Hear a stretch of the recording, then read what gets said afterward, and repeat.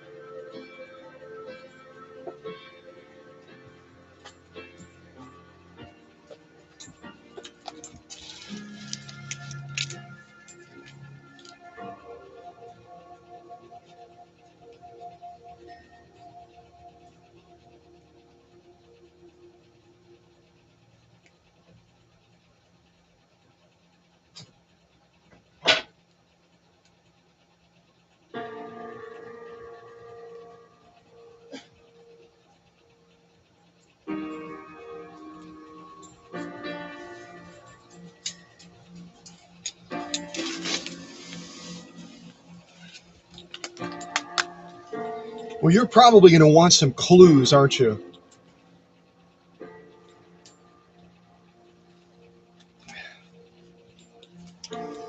So as far as clues on the machine that we're going to be unboxing, I can tell you that I presented one on this channel not too long ago.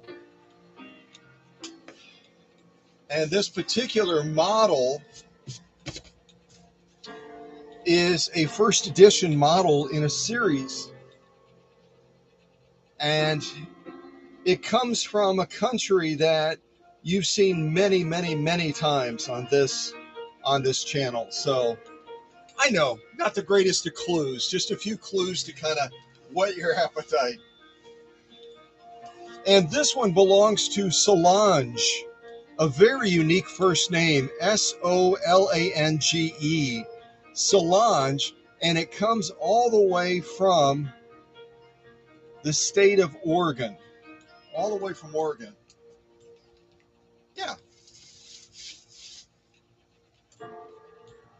We haven't done an unboxing for a while, have we? We haven't done one for a while.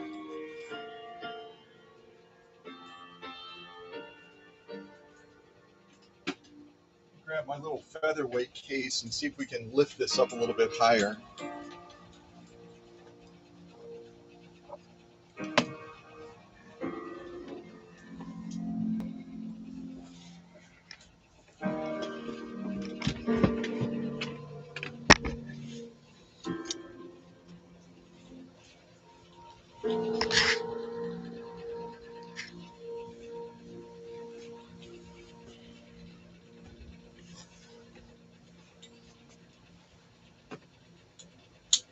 Well, happy Saturday morning to everybody.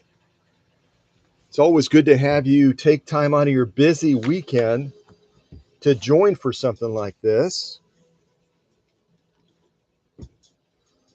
And I didn't look at the chat to see if there's any guesses as to what machine we might be unboxing today. Yeah.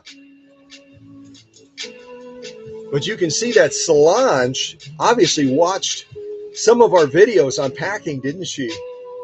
She seems to be falling in line beautifully with the type of packing that we're looking to do.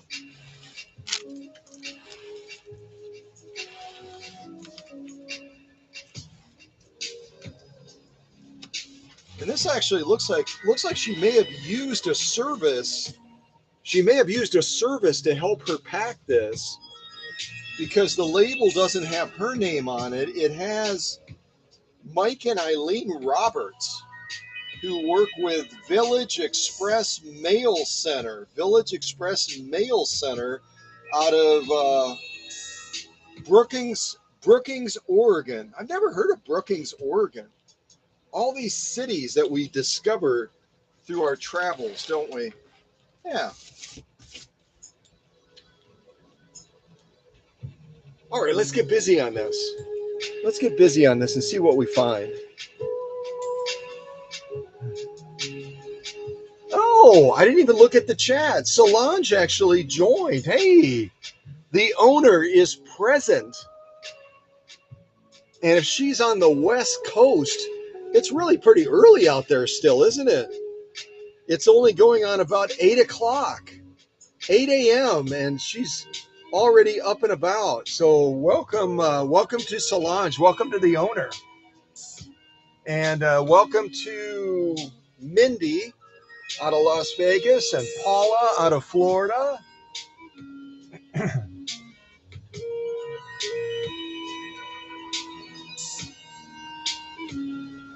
And also, I can't quite read the one. My glasses are pretty dirty. I can't read the one. We've got a new visitor as well, at least new to me. Munster. Yeah, so welcome to Munster too.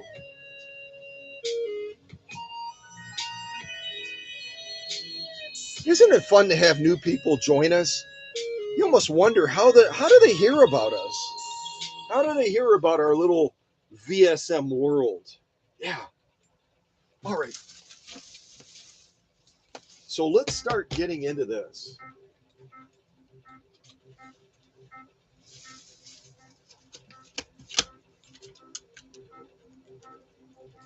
So again, your clues are, this is a first edition machine from a specific series.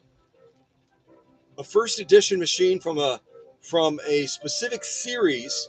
And I can tell you that we've shown this particular country of manufacturing many, many times. And arguably, This particular company has the furthest reaching back roots of any sewing machine company in the world. Yeah, those are some good clues. I think they are anyway. Yeah.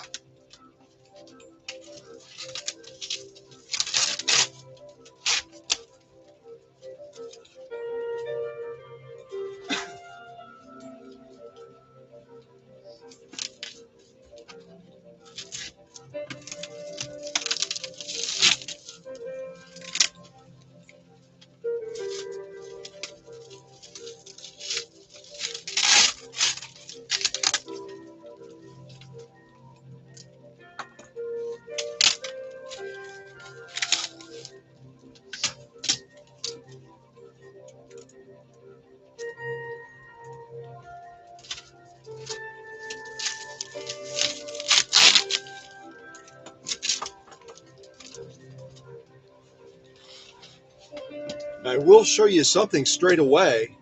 And this goes to show again why do we pack like we pack? Why do we pack like we're on steroids? Why do we pack with an exterior shell like Solange did with a plastic tote? Fairly heavy gauge plastic, but you know, each manufacturer makes their totes a little bit differently. I've got my preferences just because of what I've seen happen to them in transit. Kind of like this one here.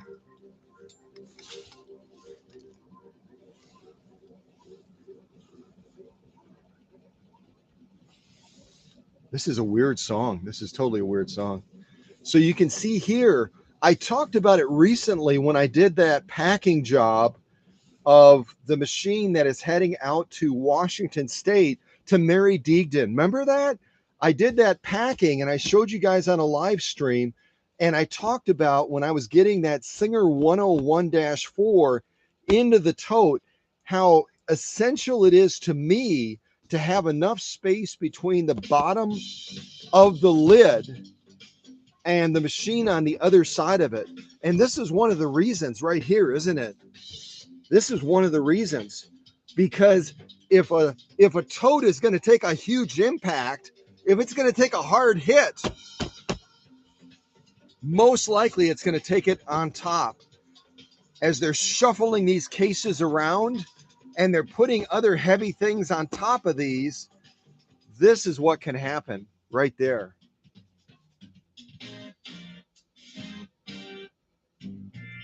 Yep. Ha ha! Oh man. You wonder what happened, don't you?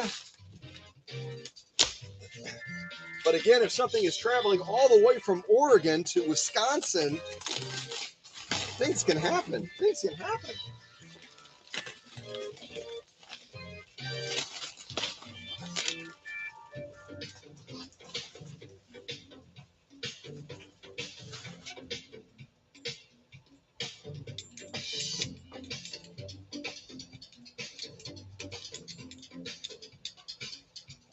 I'm digging this song. This is a total Saturday morning song.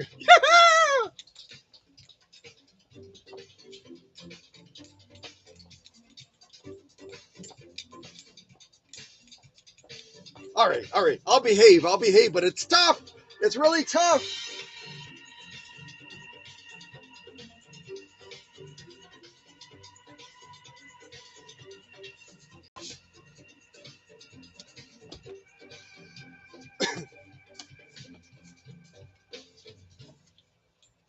All right, let's see.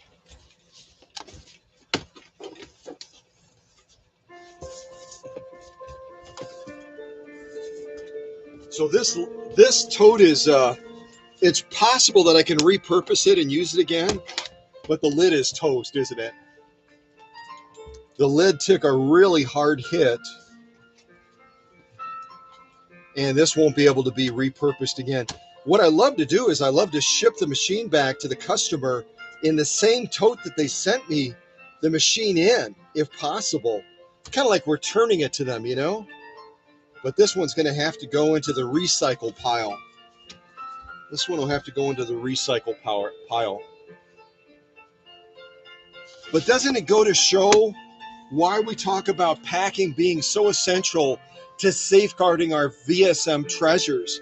It's because stuff like this can happen just in an instant. And if Solange hadn't done the due diligence in trying to take every step to protect her treasure, this impact, this kinetic energy, this force could have been delivered directly to her machine. So kudos to her for following a smart packing principle, Notice I didn't say it's the best.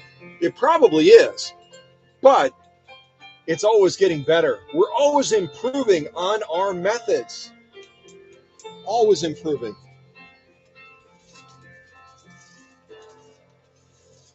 All right, let me get a box. We'll start gathering up these peanuts.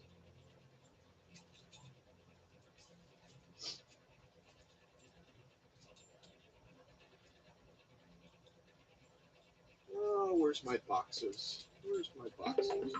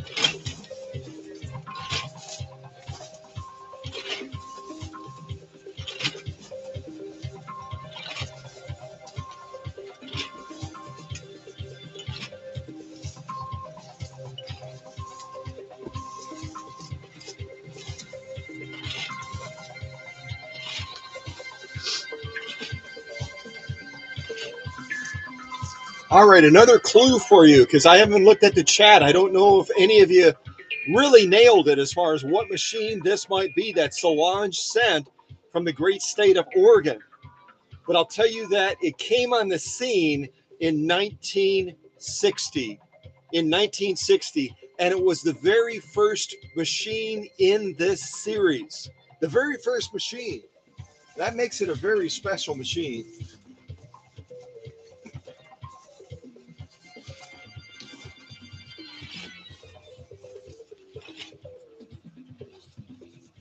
I must have picked some pretty kooky, clever, new age type music today.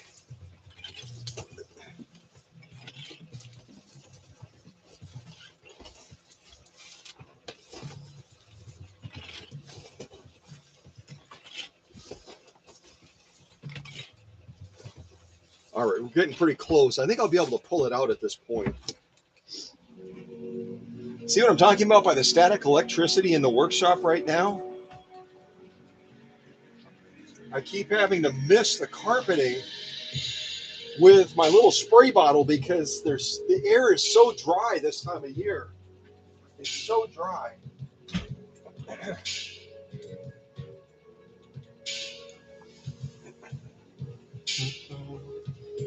All right, let's take a peek inside of the box.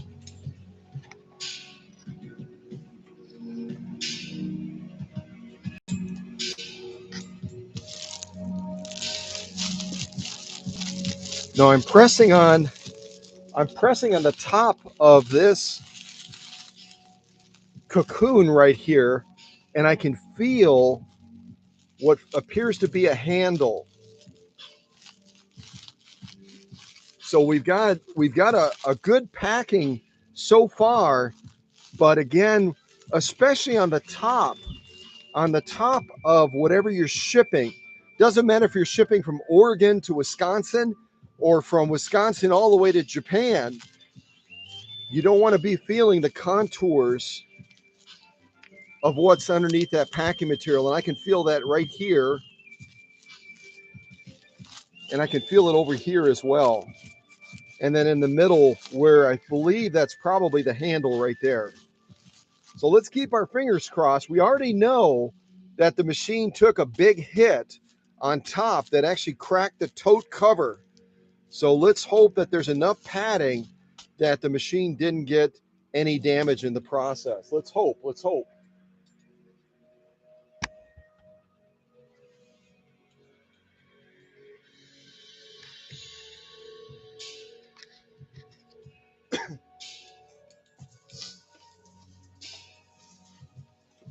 All right, I'm going to try to get underneath the edge of this and see if I can pull it out.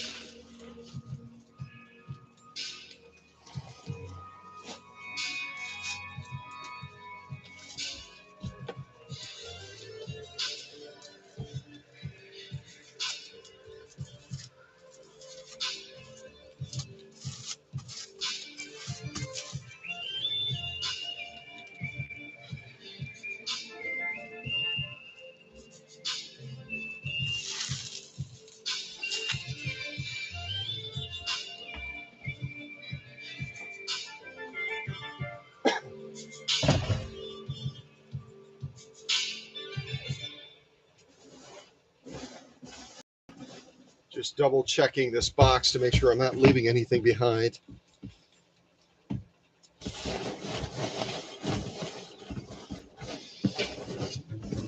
Okay, all we have is packing peanuts in the bottom, and it looks like Solange did a good job. You can see all the excess packing peanuts down there. Did a really good job of giving a cushy ride on the bottom of the container. So whenever you're shipping a machine in a case, you've got to provide just a little bit of extra cushion so that that machine has that extra padding and that extra cushy ride.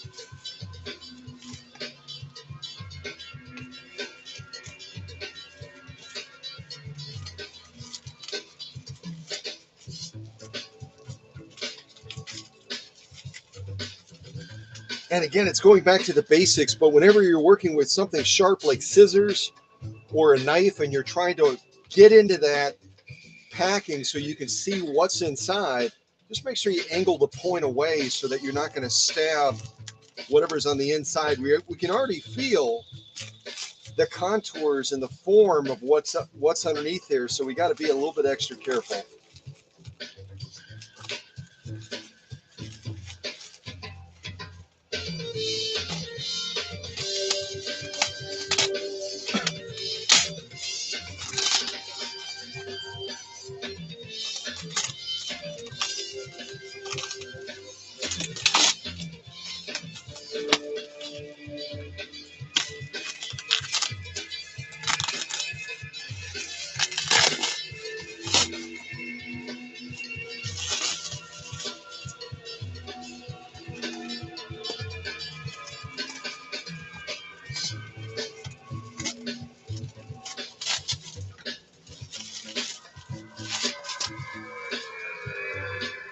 So we've got about 2 layers of this blue style bubble wrap on top, and the majority of the bubbles are all popped. You can see here in the middle, oh, this entire field of bubbles are popped. So, and that could have happened, couldn't it? When whatever hit the top of that container and split that plastic lid on the tote, these bubbles may have taken that impact to try to safeguard the machine. That's what I'm assuming anyway, because it's right in this area right here where that crack would have been on the lid that all of these bubbles are popped. The ones on the outside, some of them are still intact. But again, when I add, you would have seen it when I did Mary Deegan's 101-4. When I built that cocoon around the 101-4, I had 8 layers of bubble wrap across the top of the machine, just in case it took a hard hit heading out to the great state of Washington where Mary is. Here we've only got 2 layers. So I would, I always say we're always trying to improve things, right? We're always trying to improve on our methods. So I would strongly recommend for top protection that you should have at least 4 to 6 layers. I usually go to about 8 layers. So this is a little less than I would like to see. A little bit less. Yeah. And there's that handle that I could feel through there. Okay, let's keep going. Let's keep going.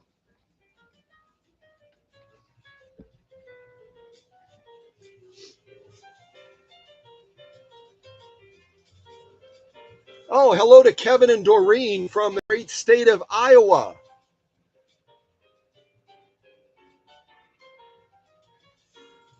And I know I've got at least one of my leaders here, so take care of you guys. If you run into any questions or comments or follow up or anything, reach out to Paula Noel. Paula will take care of you. All right, let's keep going on this. Let's see what we see.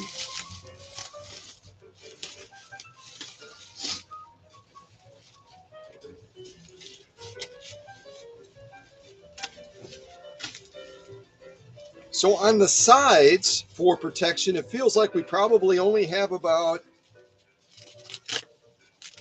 2.5 to 3 layers of protection.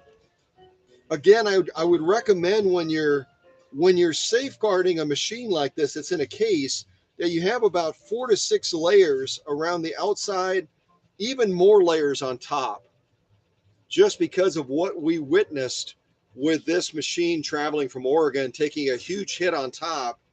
And so yeah, let's bolster it up a little bit. If you're going to be shipping to the workshop, go ahead and bolster up your thicknesses just a little bit more, a little bit more. But again, Solange has really tried to follow our packing principles very, very well, hasn't she? And I can even see on the inside, she also followed one of the key principles, and that is make sure that this case doesn't open when it's in transit. So she's also stretch wrapped and used packing tape to seal the hinges on this case as well, so that if the worst case scenario had happened, where it took even more abuse than we already saw, the machine would have still been tucked away safely inside of the case. That's what we're aiming for.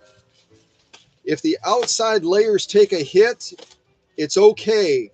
They'll take the sacrifice to ensure that the machine arrives safely.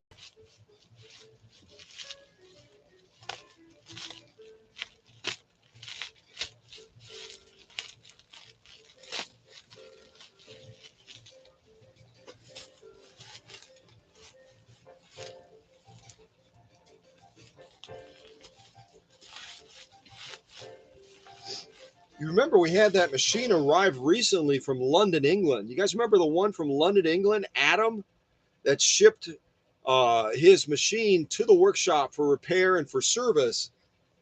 And the stitching on his case had come completely loose. This one looks like it survived the journey pretty well.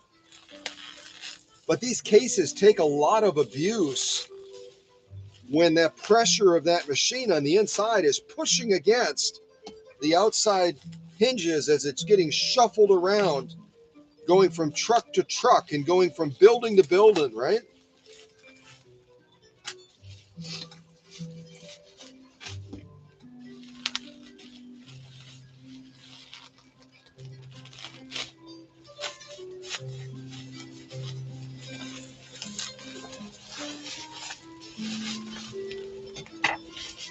And this is nicely done. Solange, or whoever she commissioned to do this, really got this material tight to the case. That's why I'm having so much trouble getting it out of there. Is it's really snugged in, nice and tight against the case, which is exactly what you want to be seeing, because that means that it's immobilizing that case and trying to reduce movement.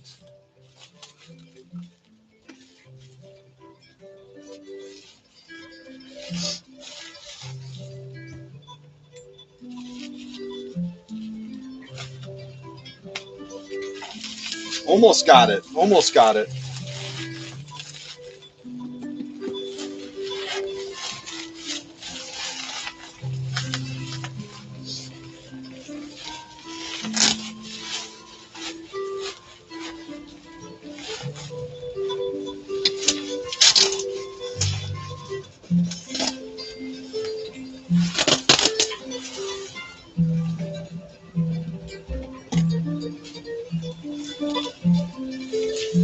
So you can see here, even though it's not as thick as I would like to see it, that's a lot of packing material that Solange and her packers used to try to ensure that this machine had a safe trip all the way from the great state of Oregon. How far is it from Oregon to Wisconsin? Does anyone know?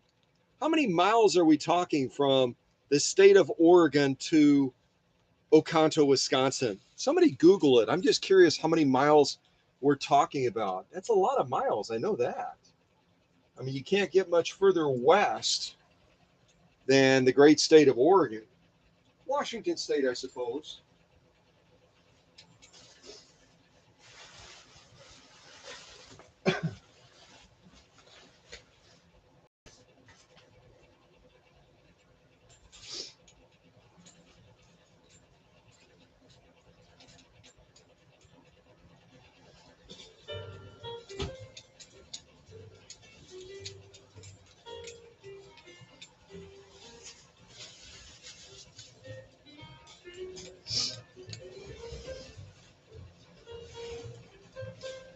So we've got a little bit of a depression in here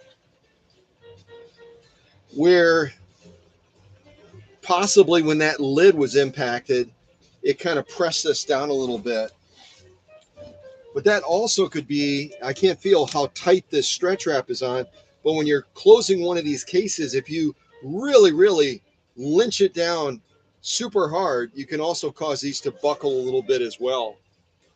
Kind of see what I'm looking at here, right here in the middle.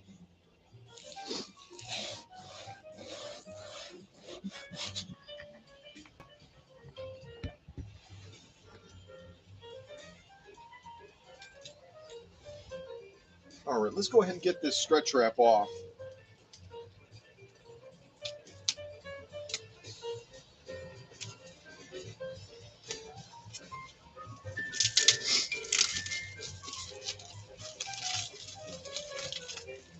This again is exactly what you want to be doing if you're shipping a machine in a case, or if you're shipping it in a base like you saw me prepare Mary Deegan's 101-4. I anchored that machine to the base so that they couldn't come apart from each other. Very, very good packing. Very good packing.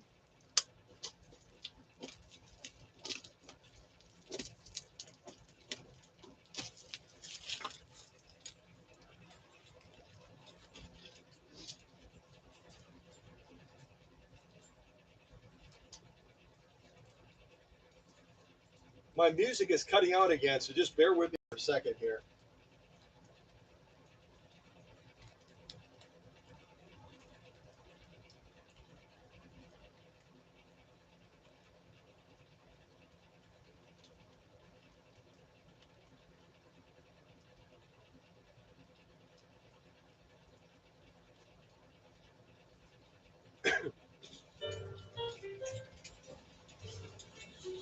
And it might keep stopping. That's okay. I'll just go over there and hit the button again.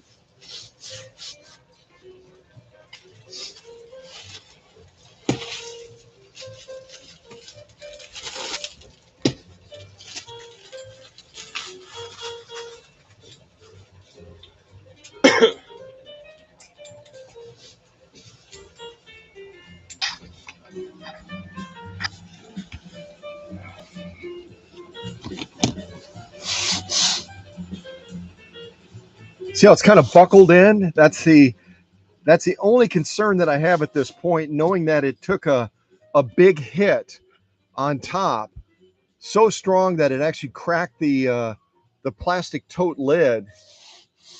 We'll just see what we find inside, won't we? We'll see what we find inside, and hopefully the machine, when you ship a machine in a case like this, you want to make sure that machine is padded real well on the inside too, so that it doesn't have any room to move left or right or up or down. So let's keep our fingers crossed. Let's keep our fingers crossed.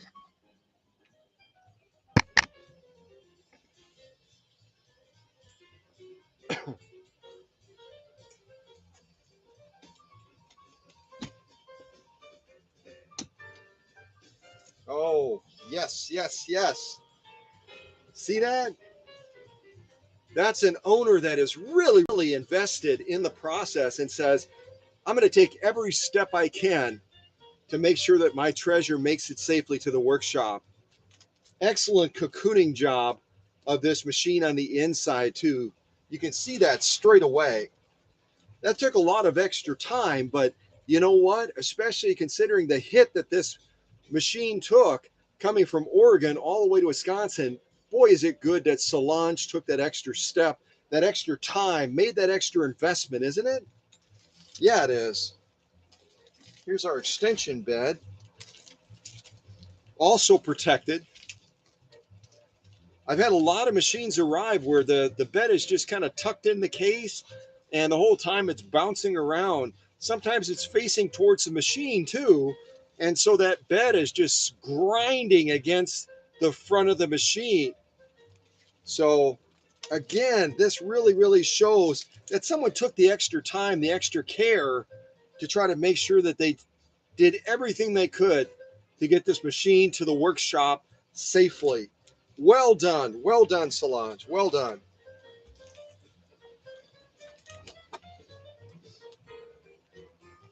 All right, let's work this. Let's wiggle this out of the case.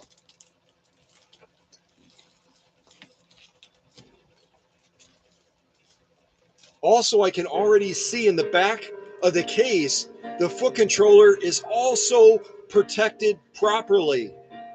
Foot controllers are fragile, and so many machines arrive at the workshop with the foot controller just thrown into the box as an afterthought. So well done. Excellent, excellent packing.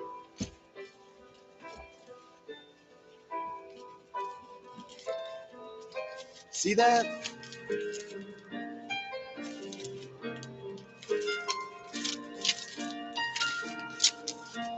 That's why I post these packing videos and these unpacking videos so that we can learn from each other. Nicely done.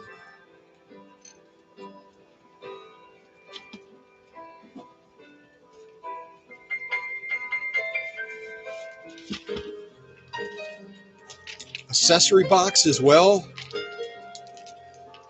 Not as much padding around this, but it was so tight in the back of that little cubby that this sucker wasn't going anywhere. And it sounds like we could have a little bit better padding on the inside, because again, depending on what's in here, you probably have a combination of plastic and metal, and you don't want plastic and metal for the distance from Oregon to here to be crashing against each other the whole way, right? We'll take a closer look at this, see what we find inside.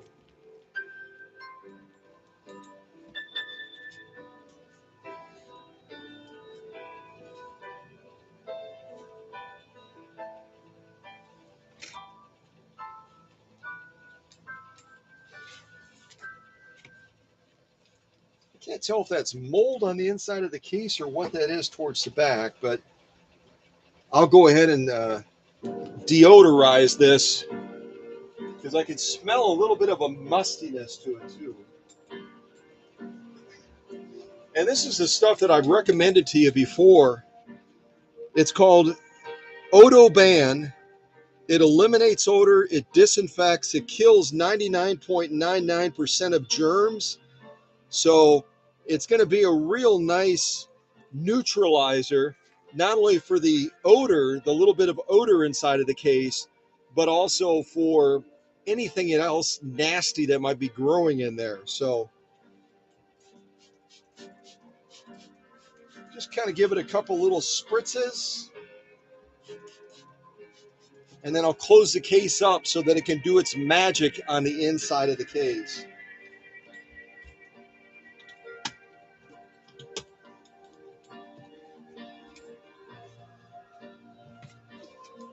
And obviously, Oregon or any of the states in the Pacific Northwest, because I lived out there, depending on where you store your machine, rust is a factor, isn't it? See all the rust on there?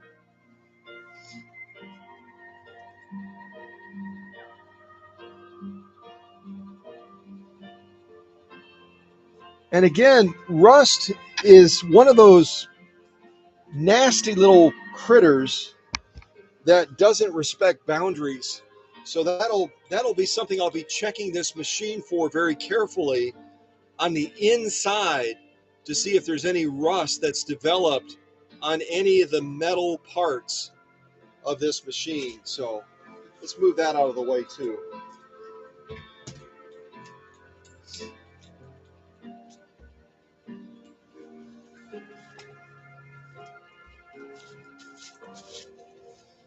But again, very impressed with what Solange has done with the packing thus far.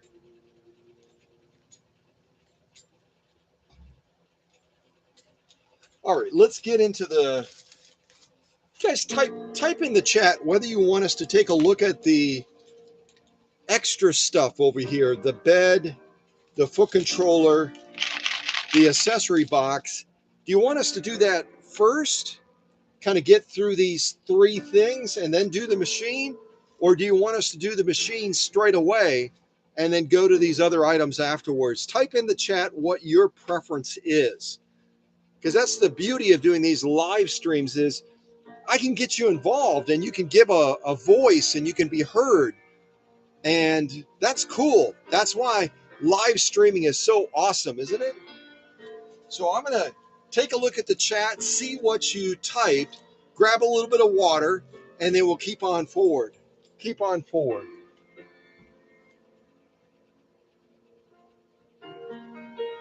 Oh, hello to Michelle too.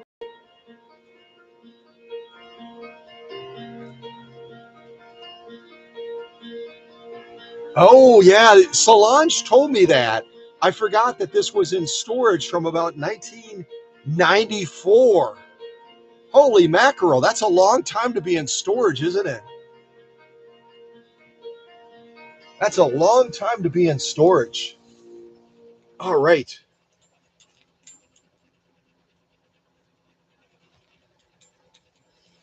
So Paula typed that she wants to see the foot controller.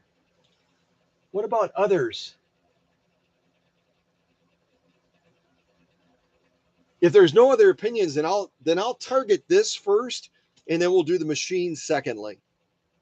But if anyone else has a strong opinion, I'm gonna go ahead and target this foot controller because Paula had said, yeah, let's check out the foot controller. And I think part of the reason Paula wants to see the foot controller is that's also going to give us a real big clue if you haven't figured it out yet as to what this machine model might in fact be. What kind of model is this? It's a first edition that came out in 1960 from this company that you've seen many times on this channel. And like I said, the big clue on this company is they arguably have roots going further back than any other sewing machine company in the world. That's a big clue. That's a very big clue.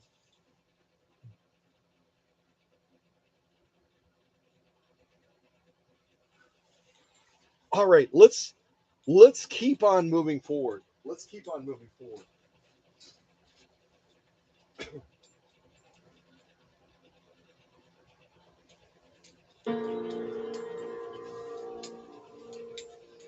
All right, so I'm going to move Solange's machine to the side temporarily.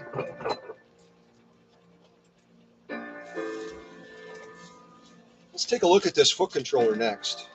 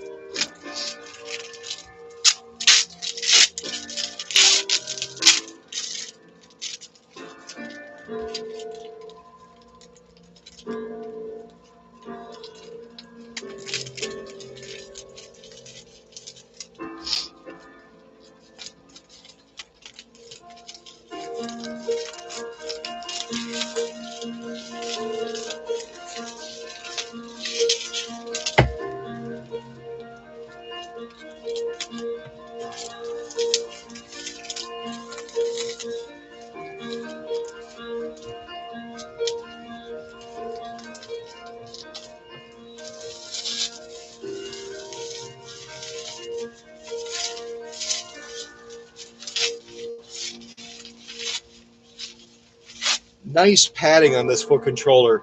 You can see by me peeling this back like an onion that Solange got the message loud and clear from watching the packing videos that a foot controller should be packed as fragile.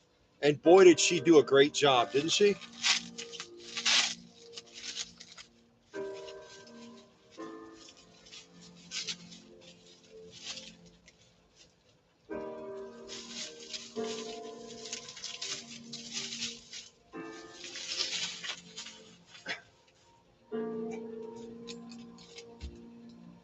So this is where we have to be a little bit more careful. We've got this inner wrap on it as well. It's a combination of stretch wrap and packing tape. But we've got the cords right here. So whenever you get to this point, just take it nice and easy because it only takes one slip to cut through this cord for the foot controller. Take your time.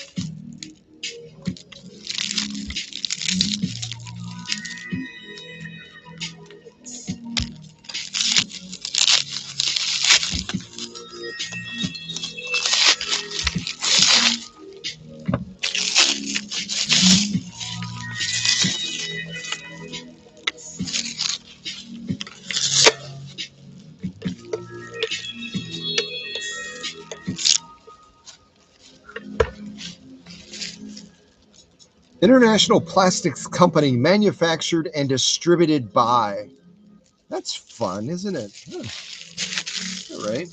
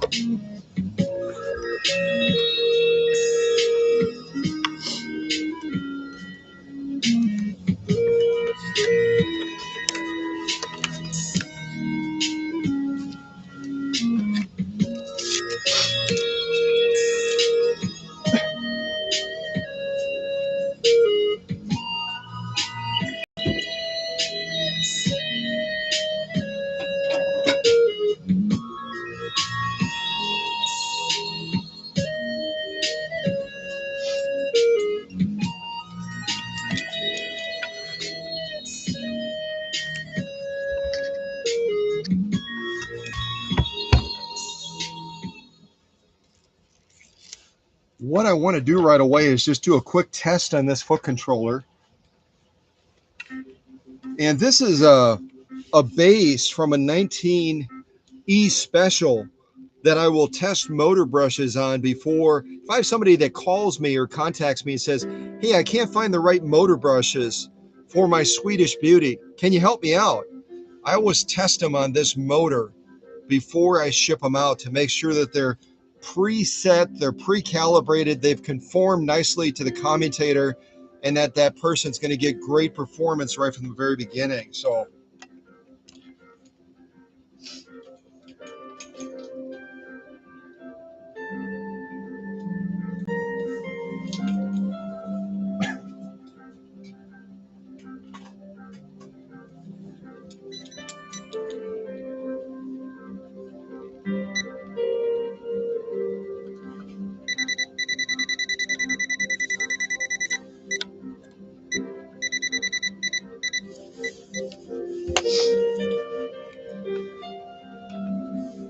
So I talk about it with foot controllers as well.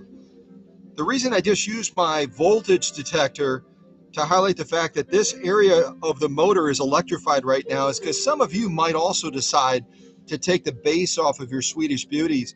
Just realize as soon as you plug that into a power source, this entire area right here, including the capacitor, is charged with electricity.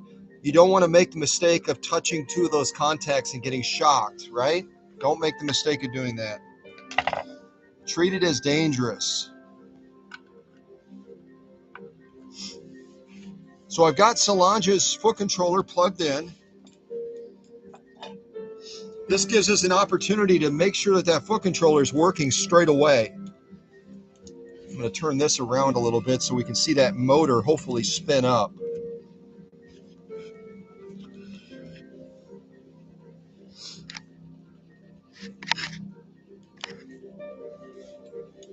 All right, here we go.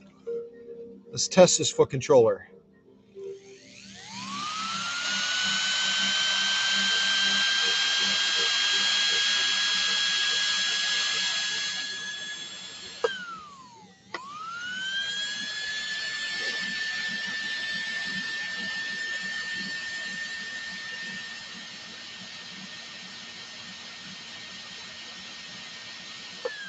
Nice, steady response, which tells us that the extra precautions that Solange took to pad and protect this foot controller paid off in dividends, because we've got a foot controller that has arrived in perfect operating condition based on how this motor is responding to it.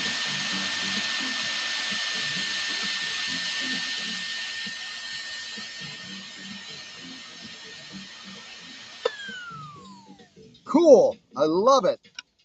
All right, let me go ahead and de-energize this motor now and get this out of the way.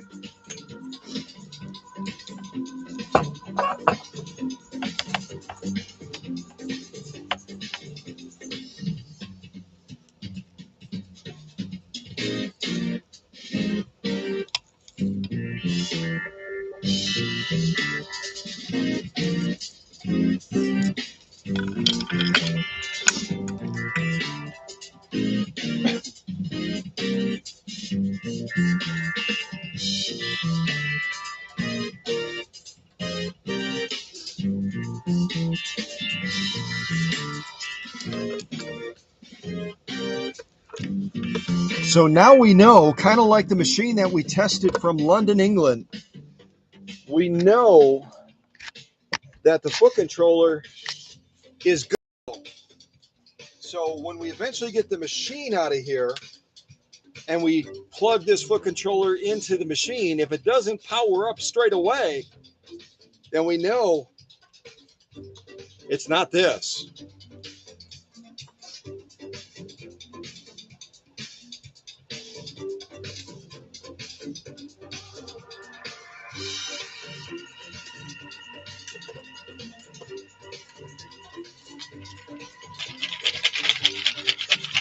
All right, should we do the accessory box next? And then we'll move into the extension bed, and then we'll finally get into the machine. But if anybody has any strong feelings one way or the other, let me know. Let me know. It's not a CI or a CL21, but that's an excellent guess, Paula. Excellent guess. Because the Class 21 series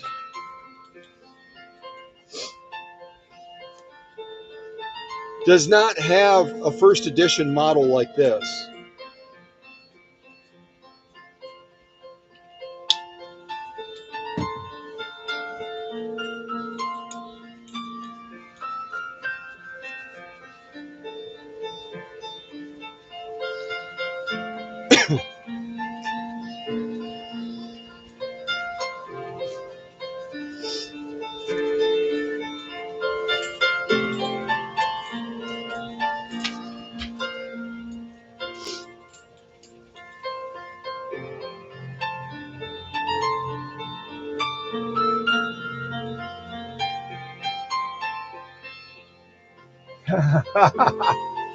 Wishful thinking. All right, let's see how our accessories did.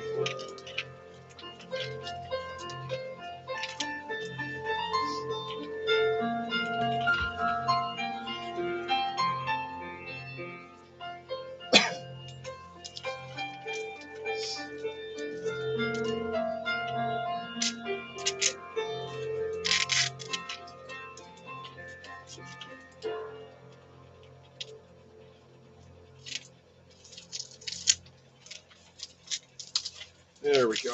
Had to get a little bit of a lip up there so we could use this pair of scissors. Pull those layers back.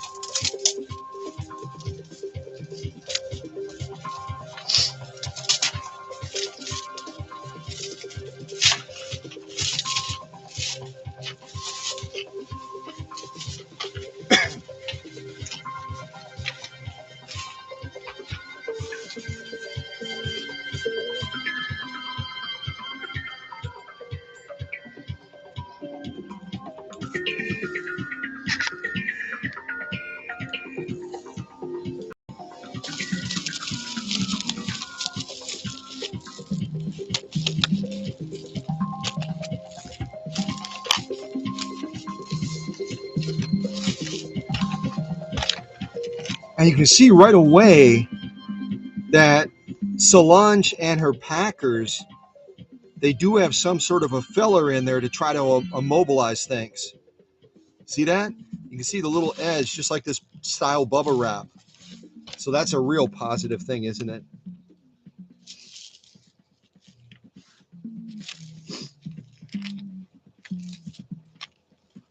All kinds of goodies in this box, isn't there? And there is a combination of plastic and metal bobbins. The original bobbins that would have come out of Husqvarna would have been metal. And that's my preference when I'm using one of these machines. Tiny little darning plate, isn't that cute?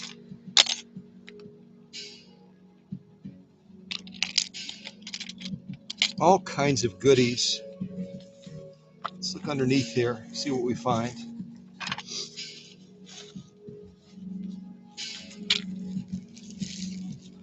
Oh, there's a huge clue, isn't there? You can look at those cams straight away and you know what series this machine is from, don't you? Because you guys are incredibly smart. Incredibly smart. And you know that I said that this was the first edition that came from this particular series. So that should tell you what model this is that Solange sent to the workshop, right? It should tell you.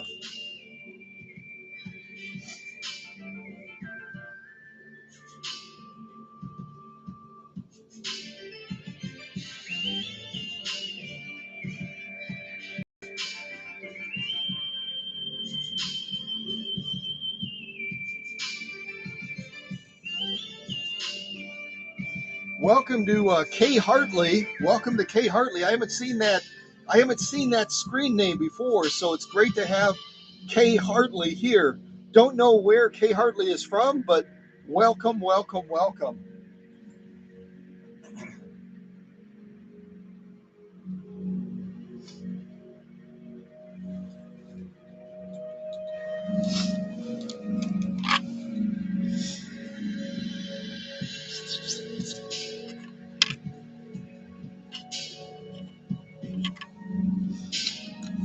Now we'll have to see which cam is in the machine. I assume that we're going to find cam A in the back of the machine, because we've got B, C, D here. So let's see what we find once we get over to the machine and actually look in the back of the machine. And I can tell you that this first edition within this Colormatic series is very prone to having cam stack issues. So that's something else we'll check out straight away to see if we have any compromises in the cam stack.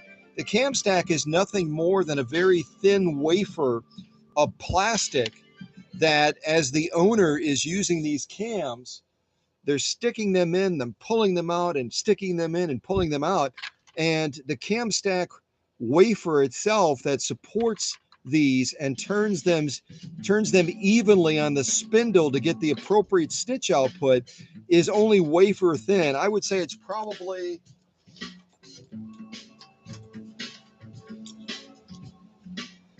going to be about 3 millimeters thick.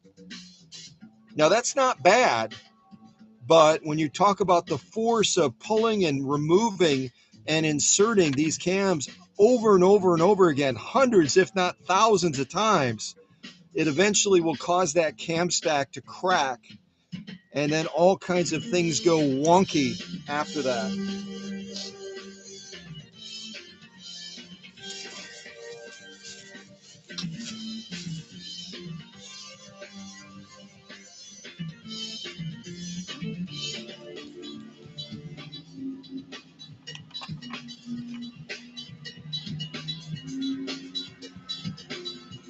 Now, I've never heard of this company before. Some of you may have, but it says All-Purpose Sewer's Aid helps make home sewing easier.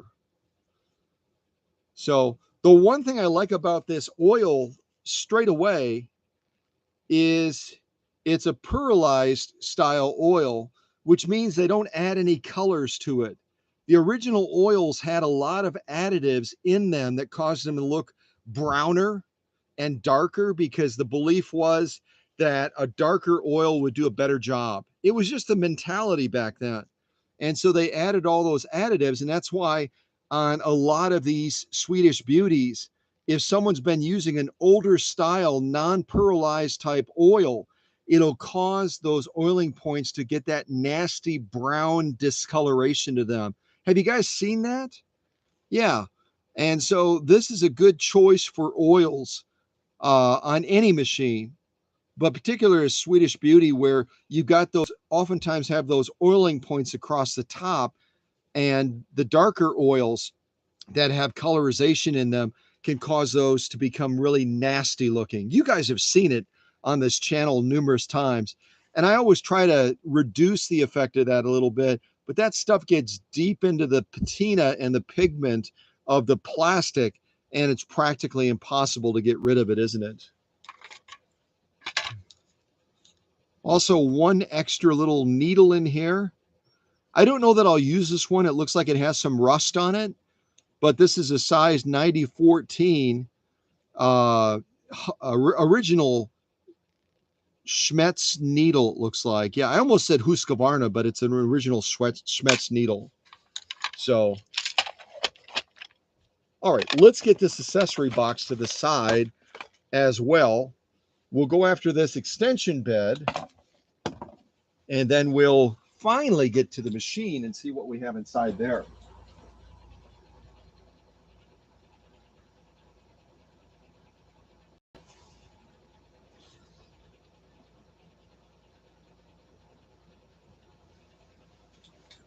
And I can see there's a little bit of a discussion about oiling types in that, and there are a lot of information sources out there, aren't there?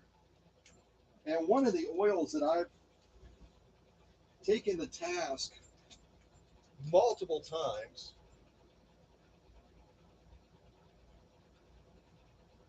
oh, I see what happened. Maybe that's why this keeps getting interrupted, this music, is because I have Norton protection on that computer, and it just did some sort of an update, didn't it? So this is one of the oils that I do not recommend. I do not recommend this oil in the least.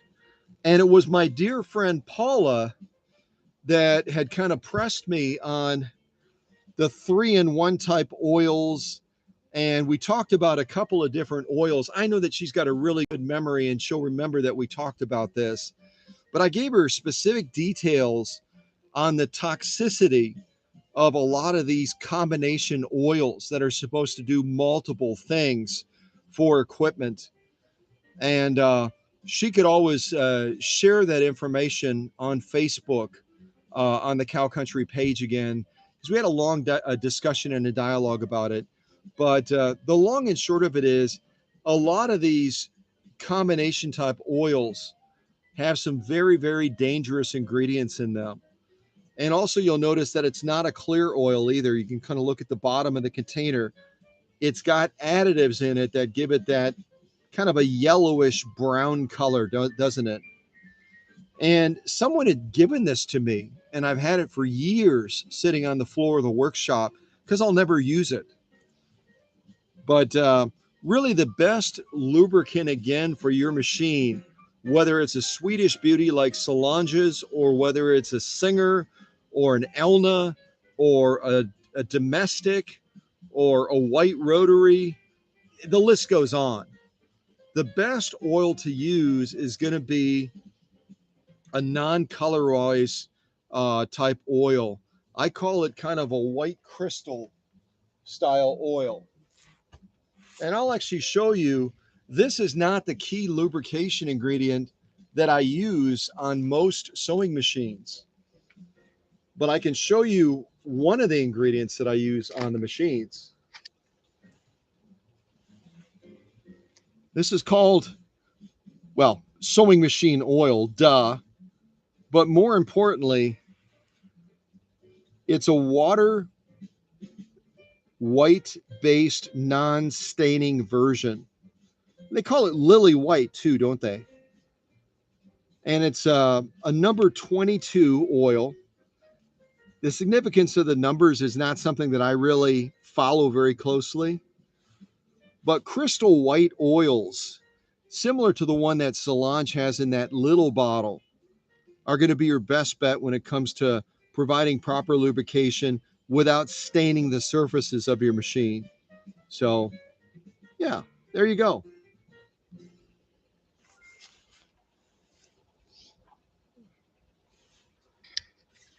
So, yeah, again, I would strongly recommend staying away from the 3-in-1s. Stay away from the 3-in-1s.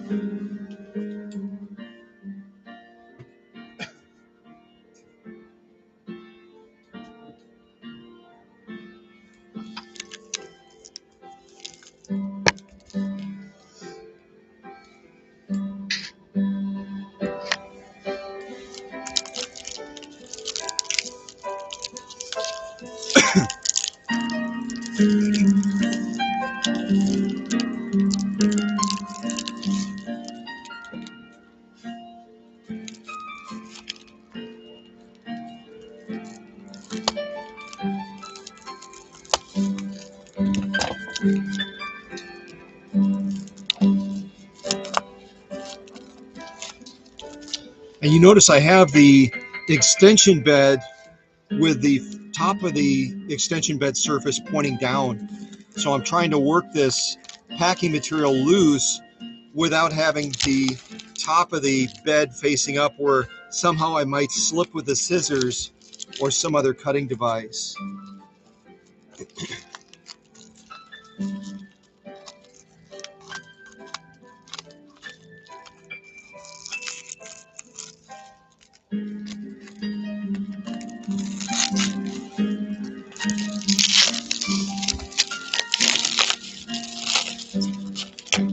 Now I've got this pulled away far enough, now I can move to the front of it a little bit and cut across at least.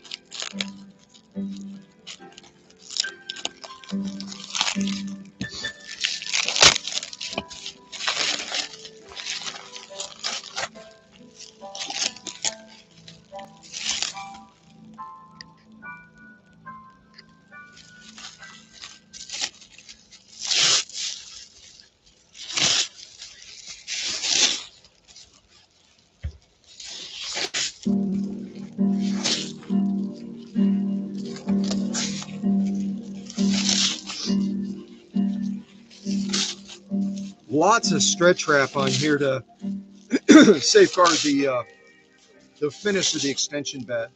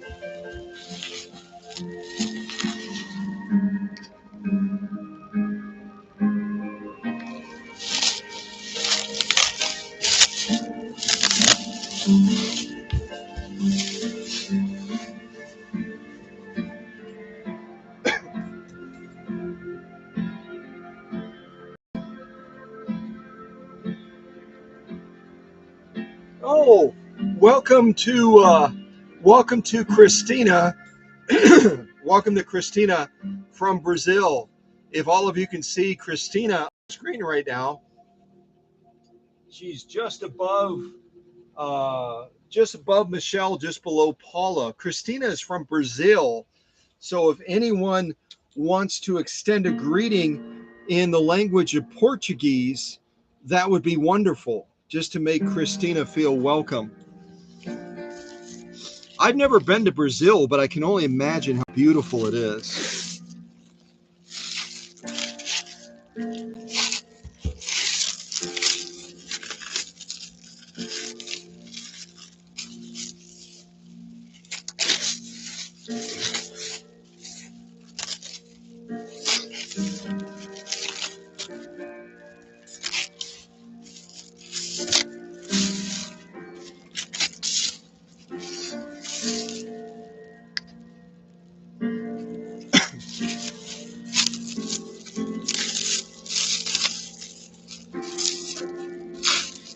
And I can see that Solange included the original owner's manual. This is not a reprint, and it's going to show you what the model is straight away. Again, this first edition from this Colormatic series was introduced in 1960. 1960. And all kinds of incredible Colormatic models followed it.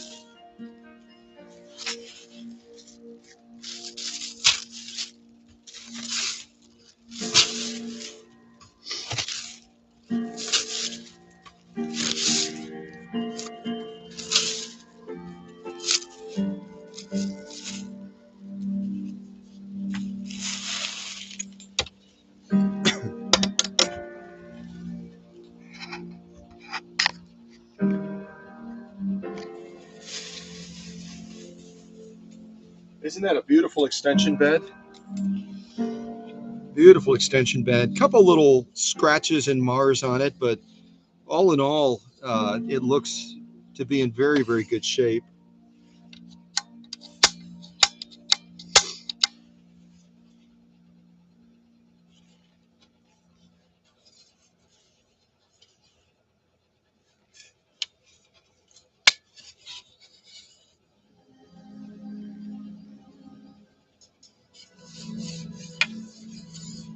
Beautiful. Very, very nice.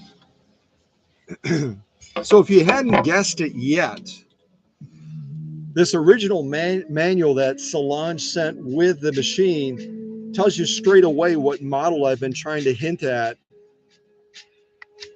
There it is.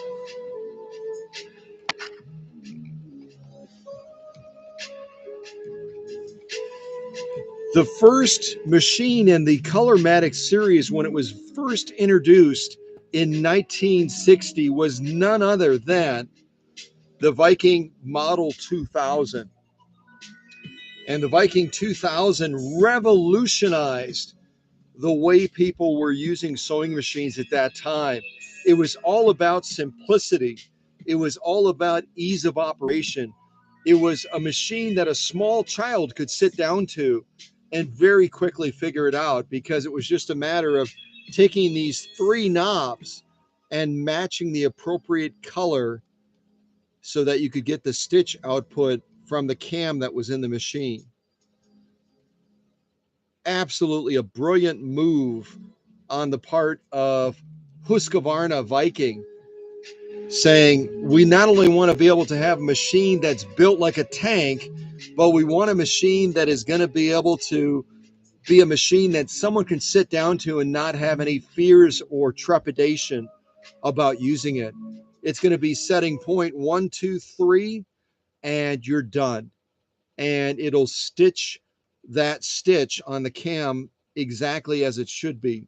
There's a few parameter settings in there as far as how long that stitch length is going to be with certain stitches, and certainly some discretion maybe within the stitch width boundaries as well. But all in all, it's just a super easy machine to put to work. Super easy machine to put to work. One of my all-time favorites. And with that little bit of bravado and introduction, we can finally get the cocoon off of Solange's machine and take a closer look at it, can't we? Let's take a closer look at this machine at last. All the other goodies to the side temporarily.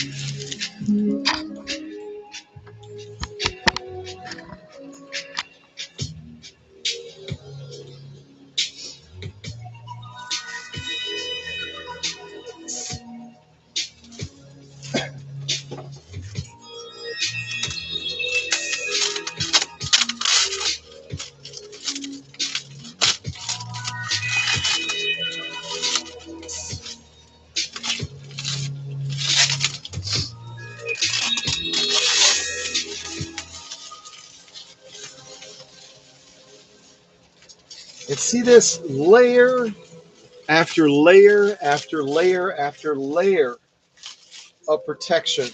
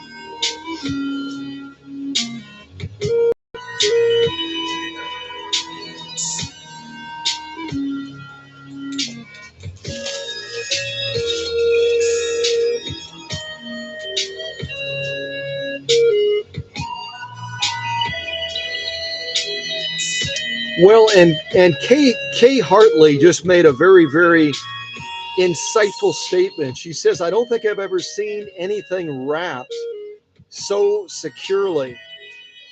What I can encourage anyone that's part of this live stream to do is to check out the packing videos on this channel.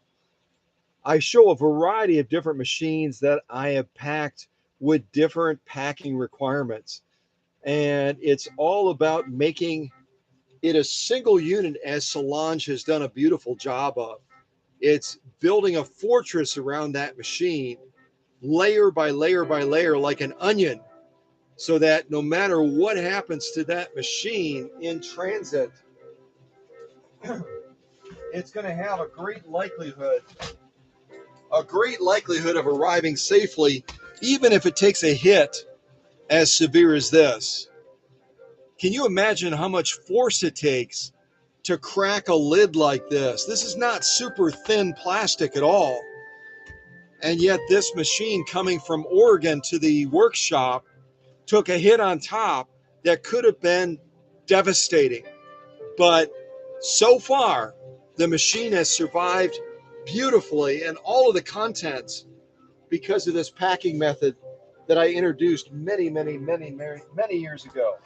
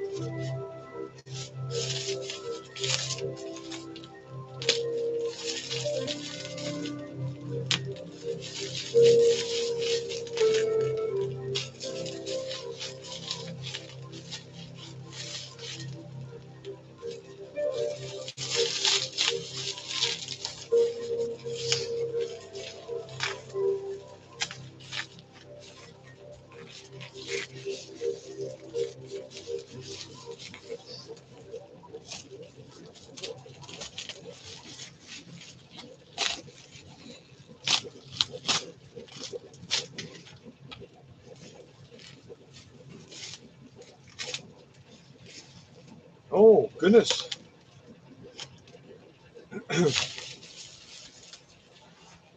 I can see that the stitch plate display is actually missing on the machine. I'll show that to you straight away.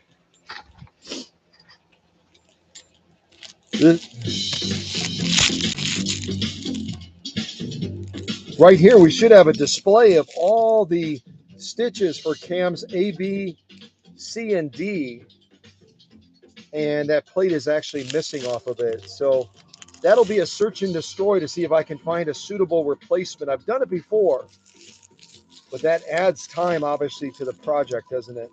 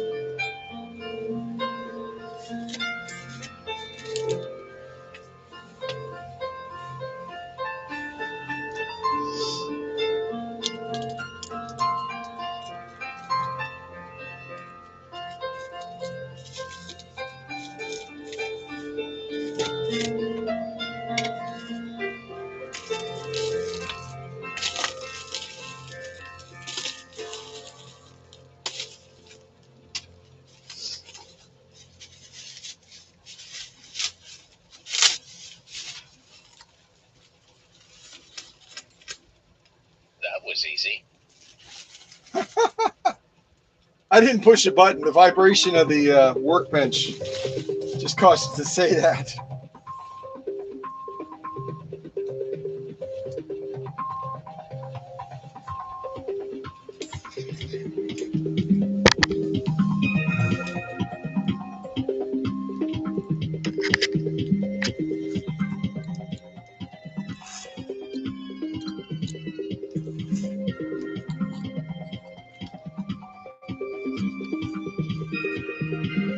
So we've got an issue going on with the light assembly, don't we?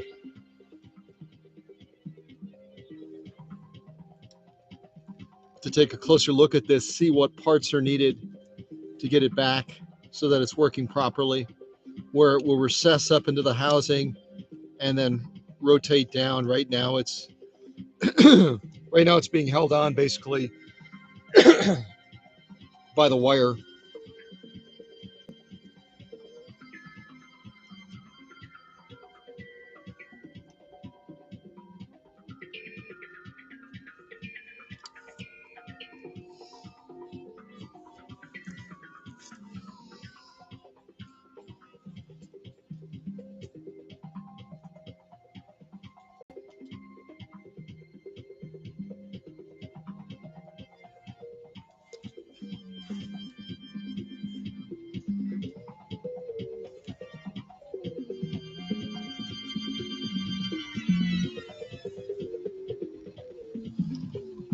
Thankfully, there's nothing broken off in the socket, so.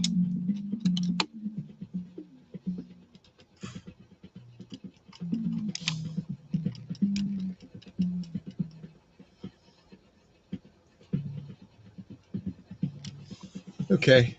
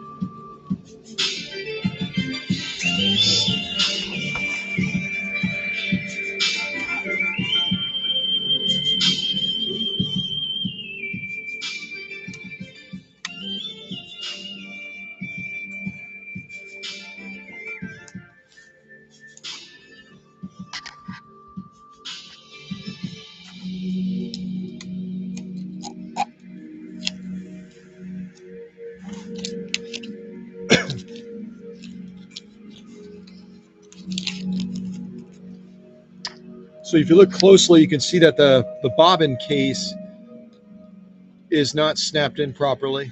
I always check something like this before I try pushing on the foot controller, especially if there's a needle.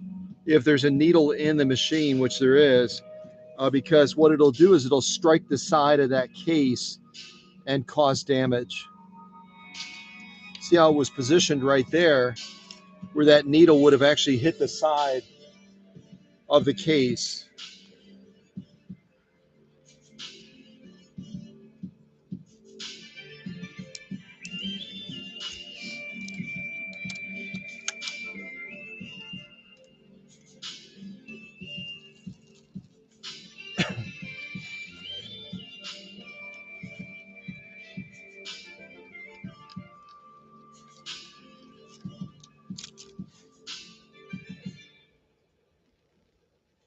So the needle is clearing the hook right now. I just did a manual turn of it.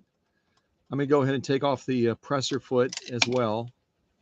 Presser foot attachment. Because we're going to try powering this machine up once I check the wiring a little bit more closely.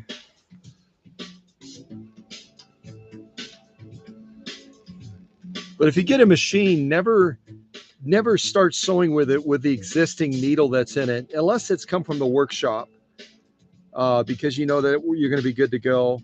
But this needle has actually just got a slight bend in it, doesn't it? Just a slight bend. So I'm going to set that to the side.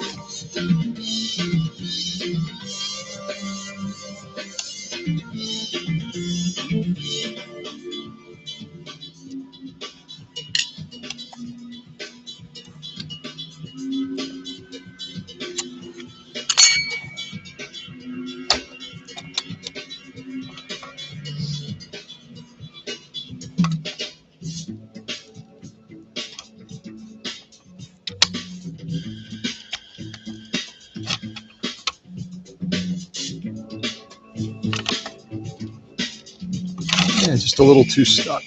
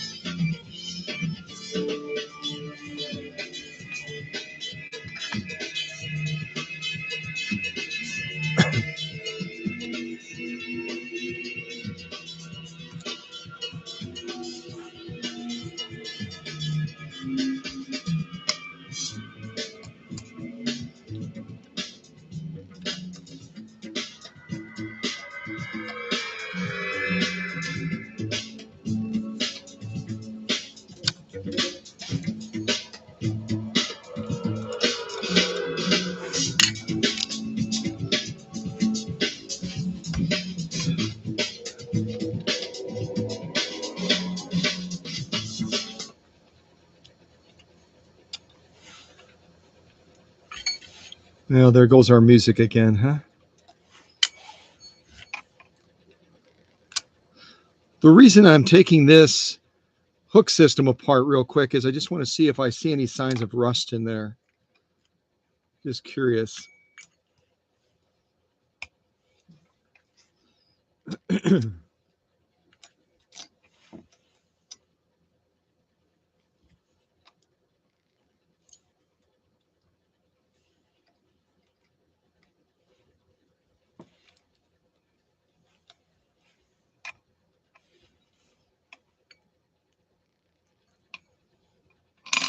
There we go.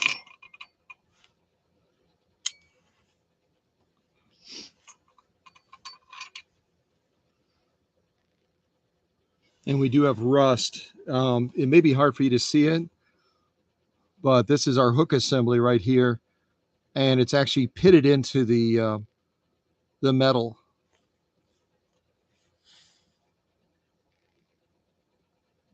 Kind of looking over my shoulder at the screen. Yeah. So yeah, being in storage since I think Solange had said 1994, somewhere in that time frame, it takes a big toll on the machine, doesn't it? And this is part of the progress shots that you'll see me working on. This is part of the bobbin and hook assembly retainer right here. You can see that we've got some cracking across the top, and also from the thread racing through this system, it cuts grooves into the back of the plastic and then causes issues with thread breaking in that. So that's part of my treatment process as well, is going through and restoring and repairing this incredibly essential retaining plate because the thread is coming in proximity to it during the entire sewing process. See, and it's kind of deceptive, isn't it? It looks great from the front. It looks relatively good from the front. And then all of a sudden you rotate it and you can see it looks like little teeth. That's actually where the thread is eaten into the plastic itself. And that's something that definitely has to be dealt with. Now, if you go to a local sewing center, they're never going to, in all likelihood, take this apart. And I actually have to tear this down quite a bit more. Um, but getting those grooves out of there and getting this restored back properly is so essential to have a trouble-free sewing machine for Solange that it's a no-brainer for me. So, all right, let's try plugging this in. Again, we know the foot controller works already. Now we have to see if the machine will power up.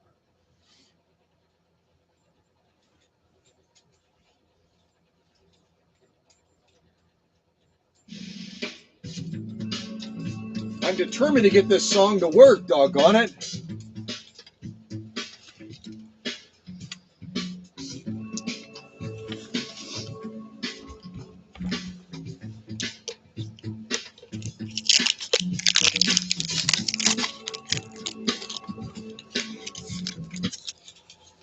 And that lasted for what, about 4 seconds?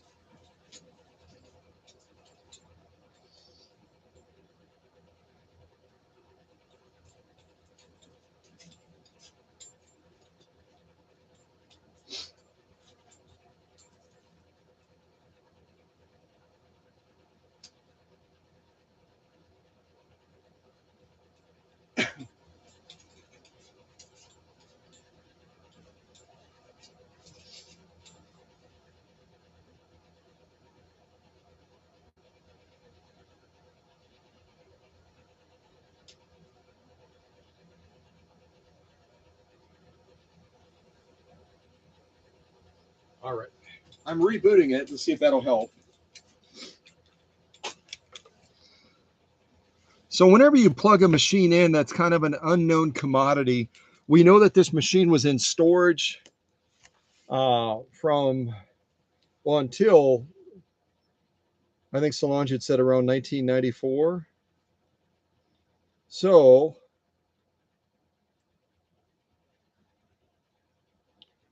this is 2022, I think, 1994, somewhere in that range.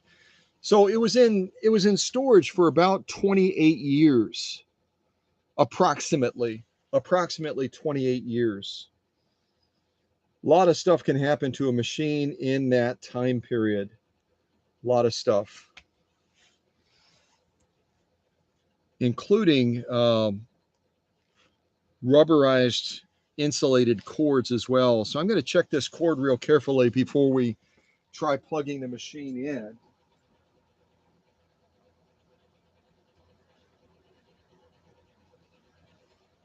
Let's see here.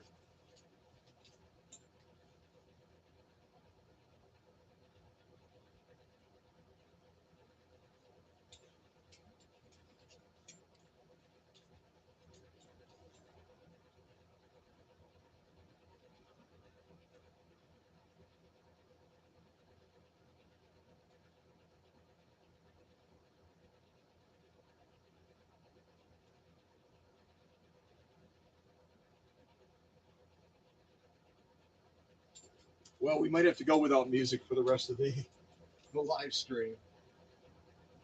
This thing is not a happy camper.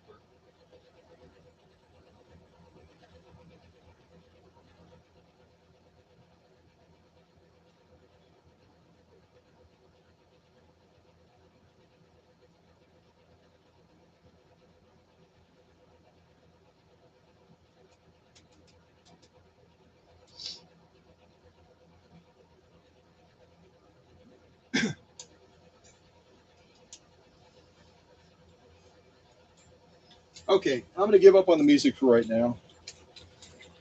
Let's focus on the machine. I might go back to the music again. So what I'm checking for is any obvious breaks in the cord before we assume that it's safe to plug it in.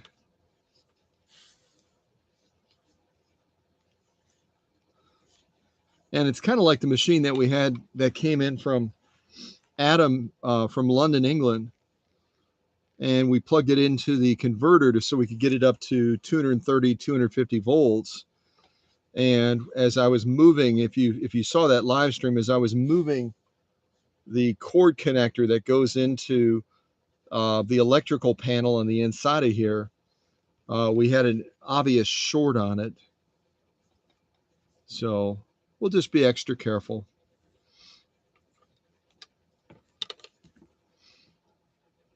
Also, with these molded style plugs, you can see over time they take quite a bit of abuse and can oftentimes develop a small crack from where the cord goes into the molded portion as well. So that's something else I check. If I'm going to stick with the original stuff, I always check that as well once we plug it in to see whether or not we're getting any shorting from that as well.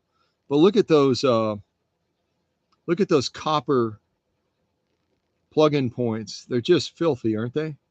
They've got oxidation built up on them, just a lot of crud, a lot of filth. So that's also part of my service process as well. It's part of the electrical system, is restoring that to a nice, bright, clean copper contact, so that from the point of electricity going in, we're going to have a nice, solid supply of electricity supplying the machine. Because believe it or not, this buildup on here actually inhibits how that machine is going to perform if we don't do something about it. All right, so I'm going to very carefully try plugging this in, and we'll incorporate our foot controller, and we'll see what kind of response we're going to get. But the first thing I want to do is check to see if we're getting nice, free motion. There's no binding.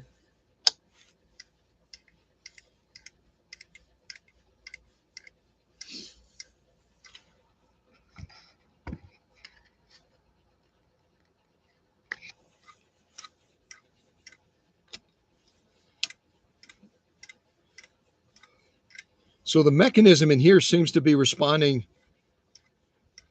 properly.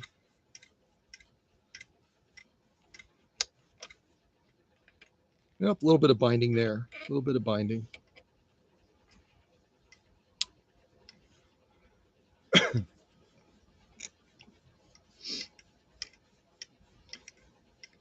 If you ever get a machine like this and you go to turn the balance wheel and you're getting kind of a locking up inside of this region of the machine, you can always put, so you can test the motor, you can always put one of the bobbins on a machine like this, because it will bypass the clutch, just kind of snapping it on. And that way we're only going to get locomotion from the motor to the bobbin winding assembly. It's not going to be carrying down to the main shaft as soon as we put that on, because it's going to take the clutch factor out. So that also is not a bad way to start, just because then you know that you're not going to be getting any potential damage that results if the bobbin assembly does kind of bind up, because the bobbin assembly is predominantly plastic on these Swedish Beauties, even this very early 1960s model 2000. So I'm just going to leave that bobbin on there for right now when we try to power this up. Again, we know we've got a good foot controller because we've already tested it.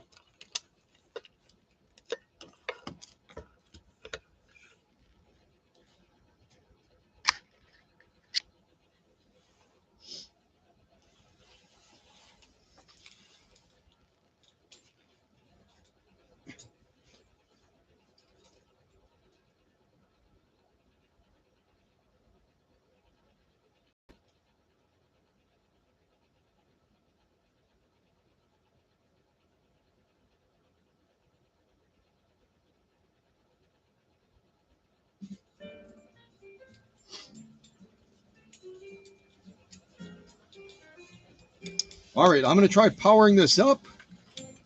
And I do have a fire extinguisher nearby just in case anything bad happens.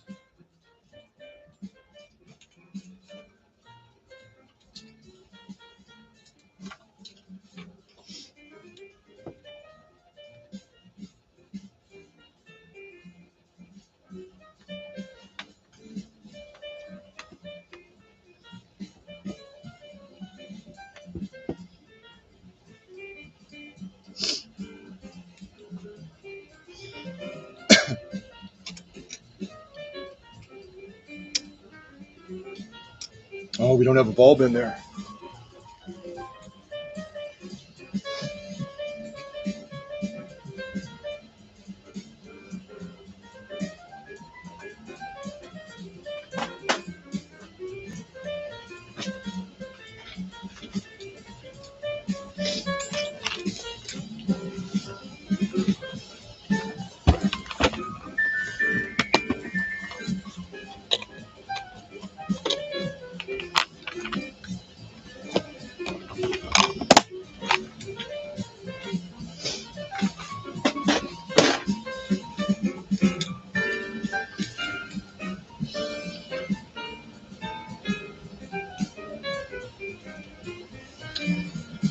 Good. So we know our wiring is, even though our lighting assembly is not correct, we know we're getting good electrical to the assembly itself. So that's a good thing. And the switch is also working.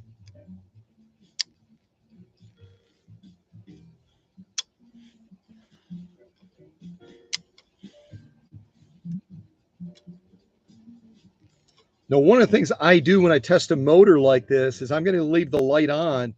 If we have any kind of a shorting that's going on inside of this junction area right here, you're going to see a dimming of the light when we power up the motor.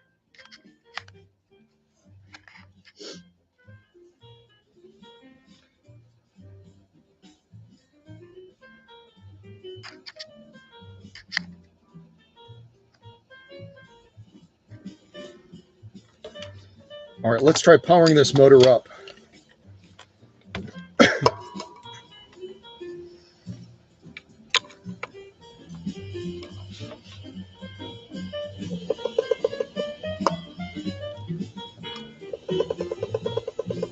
That does not sound good, does it? Listen closely.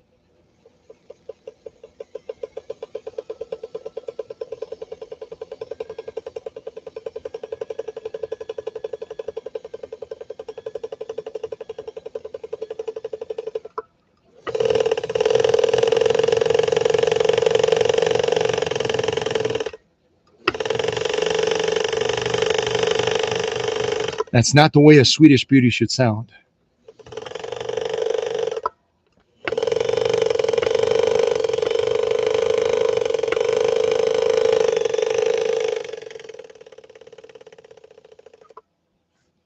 Try taking the clutch and re-engaging the clutch, seeing if we're getting any main shaft sound now.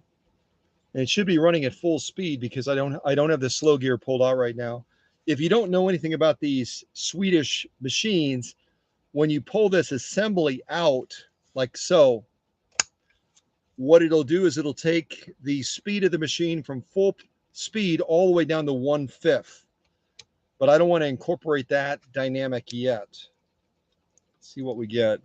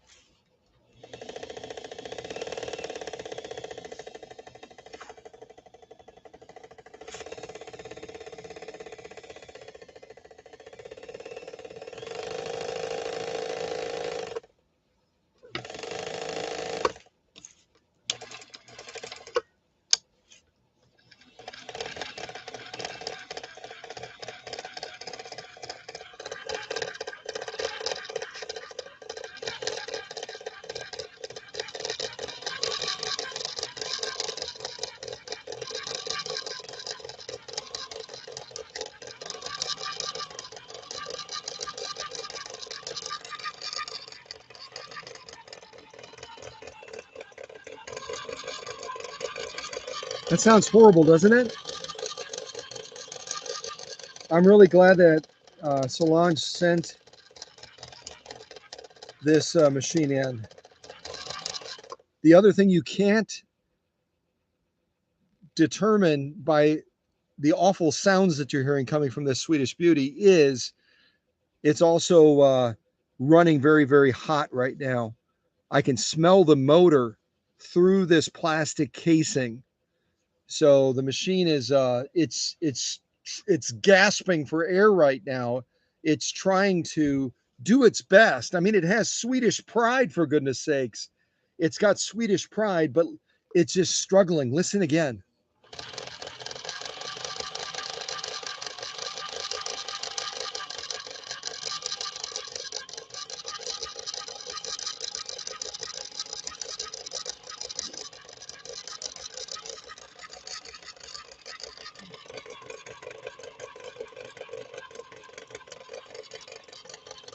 All right, enough of that. Enough of that. When you have a motor that's struggling, you do some testing on it, but you don't continue to press it. It would be like an athlete that has a pulled muscle, and you're like, oh, just walk it off.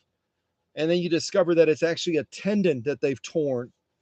And then you feel awful because you've strained that athlete beyond what it should. This is like an athlete right here. And we don't want to strain it beyond what we should. We don't want to strain it beyond what we should.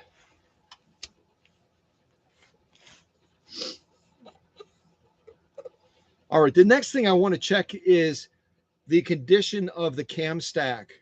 I talked about that on this particular model, and I'm going to go ahead and take our power out of the equation right now. On this particular model, there's a chronic long-term issue with cam stacks.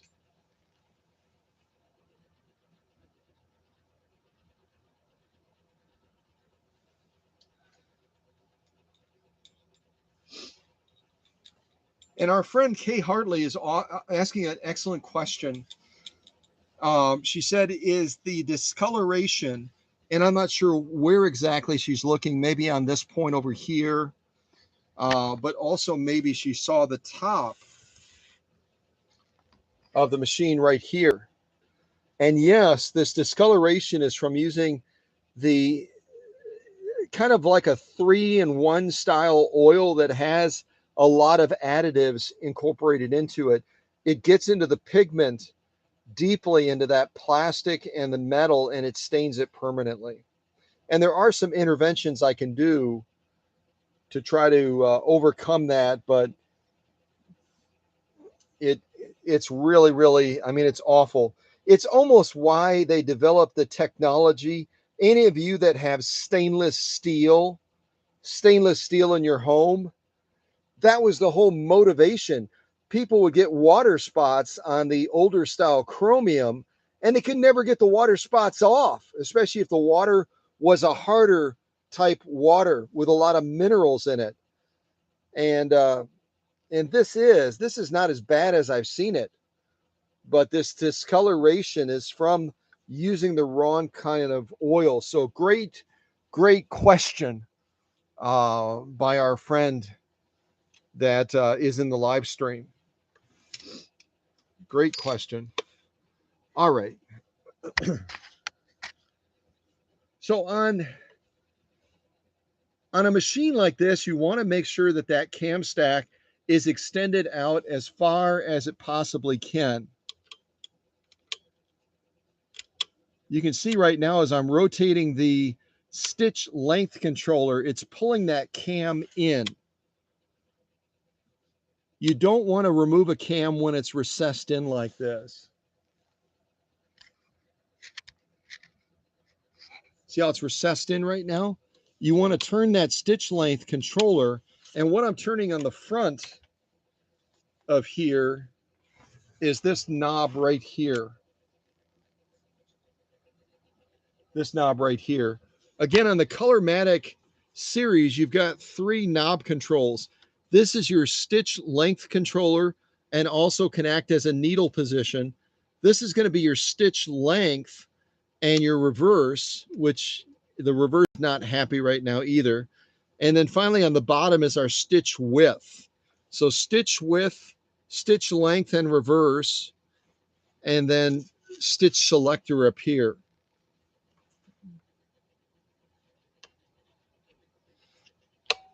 The other function that most people don't know about on the Colormatics is to access the buttonhole feature of the machine. This stitch width knob,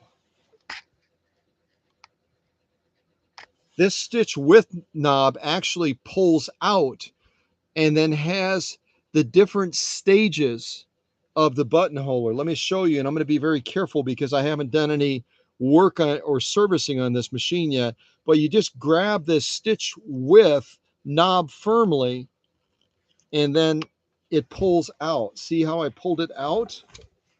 You can see that from the side right there. And then what you do is you would turn this knob to generate the different stages of the buttonhole function of this model 2000. It's the same on all the other Colormatics as well. Got it? Yeah. And then this is obviously our feed dog drop right here.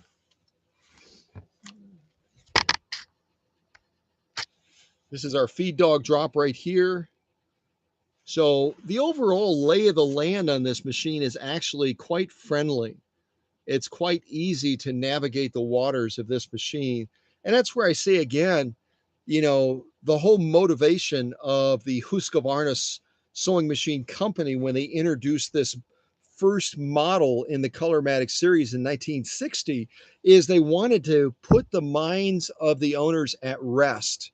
They wanted those owners to relax and say, I don't need to be intimidated by this machine.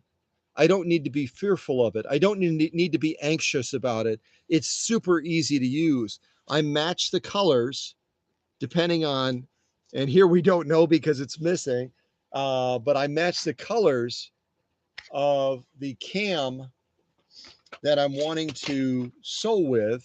Example, let's say we had cam B in the back of it. If I want to do this fun little bean style stitch right near the top that's in green, all I do is turn my stitch length, what I do is I turn my stitch selector to green, I turn my stitch length to green, and I turn my stitch width to green. And some of these are going to have multiple settings. You can see here where there's like a rainbow setting that incorporates blue, yellow, red, and green. But it's as simple as that. That's really the whole motivation of the entire Colormatic series, starting with this model.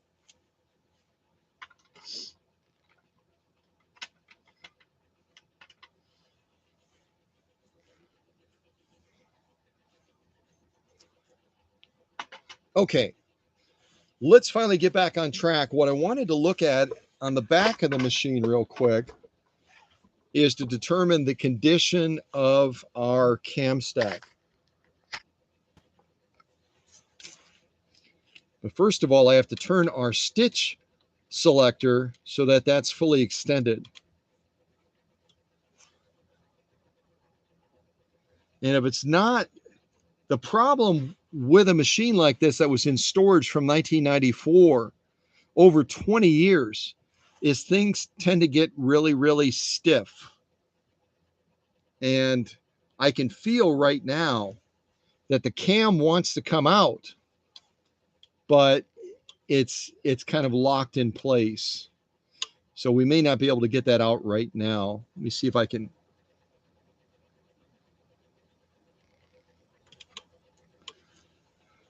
And just a quick little hack, if you happen to have a machine similar to this, you can't see because it's on the other side of the machine, but the stitch length controller that I'm manipulating right now to make that cam go in and out,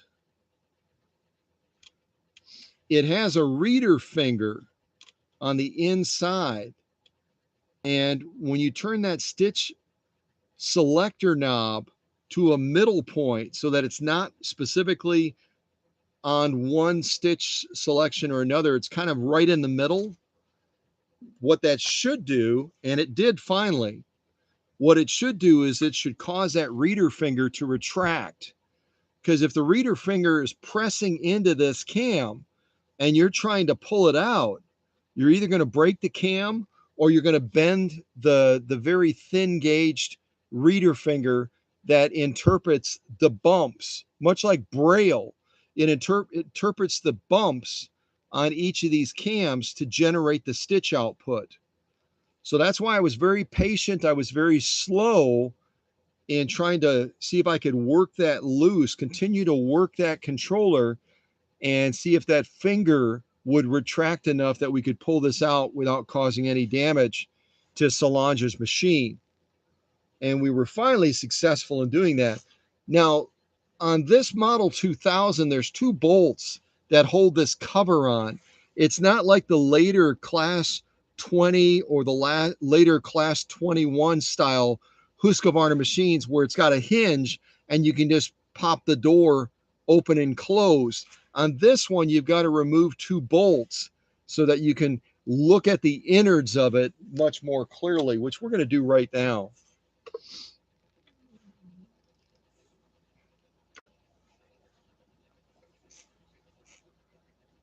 And we're doing this so we can also more closely inspect. We want to inspect that cam stack to see if that's going to be another issue that we've got to overcome. Now, when you take these off, kind of keep a hand on it because there's also a bobbin winding threader that's on the back of here that can fall off. It might fall off anyway. You see it right there? It's spring loaded. And when you're winding a bobbin, you kind of rotate it so that it's sticking out. And when you're not using it, it pushes back in and it kind of gets out of the way a little bit. So now we can get a real clear view of that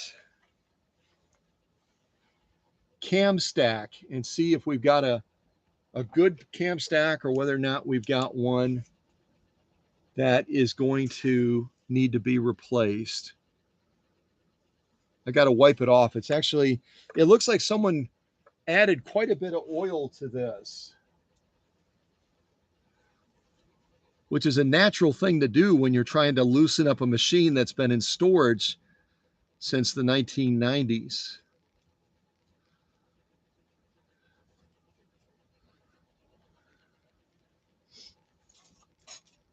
And some of these cracks can be hairlines, so I'm going to look at it under a little bit of extra magnification.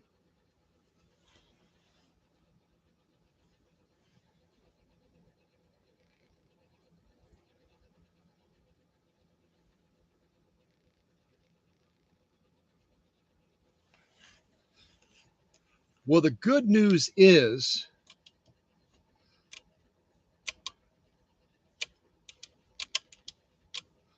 I'm not seeing any obvious cracks in the cam stack. And if you're saying, okay, you keep talking about this cam stack thing, what the heck is it? Where is it? What does it look like? See this real thin wafer of plastic that I'm touching with a screwdriver? See that right there? That's what that cam snaps into.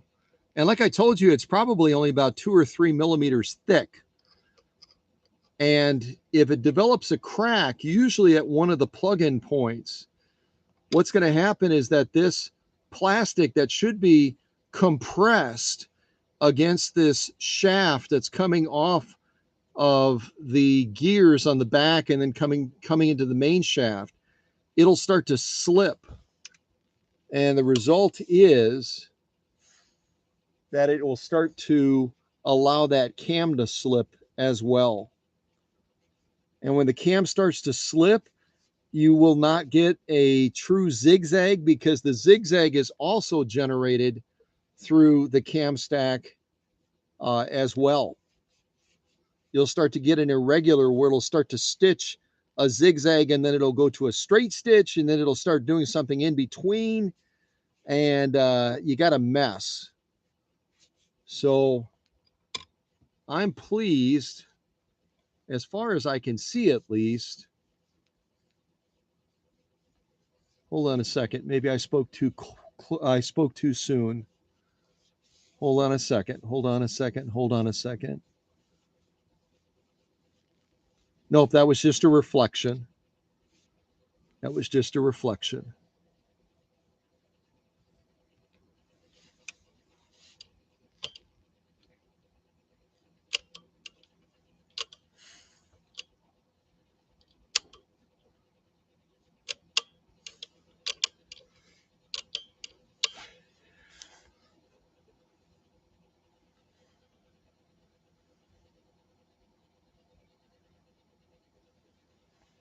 Well, that's good news. That's good news. It looks like the cam stack is in good shape.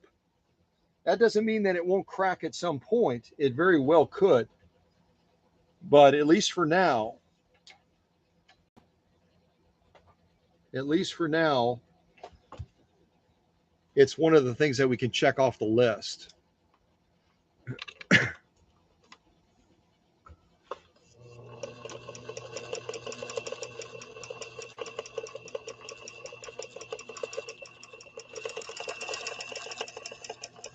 Kind of watch it up close and personal there.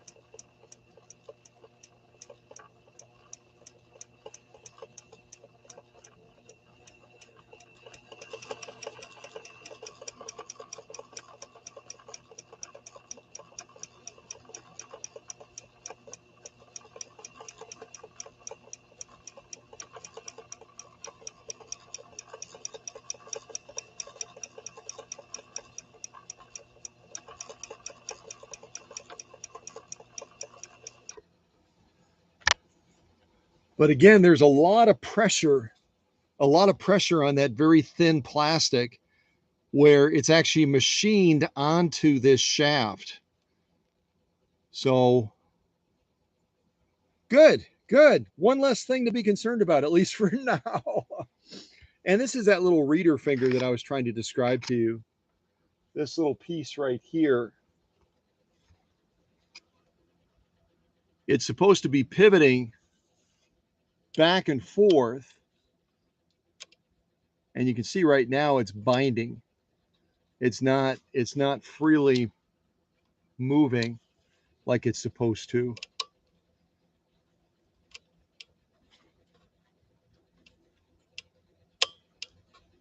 Yeah.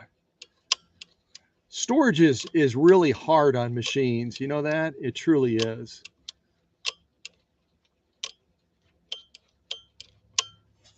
All right. Well, that's what I wanted to cover in this live stream. I actually covered a lot more than I anticipated covering, which is fine. But, oh, And Kay Hartley is saying it's sounding better. It's sounding better. Part of that is that we are allowing the energy from we're allowing the energy from the machine to move down the main shaft right now. So as soon as we put and isolate and take the clutch out, and all of that energy is going between the motor output and the bobbin winding assembly, and we're kind of putting all of that pressure, all of that energy in that one area, that's where we'll tend to get a little bit more of a noisiness from this machine because it's not working correctly right now.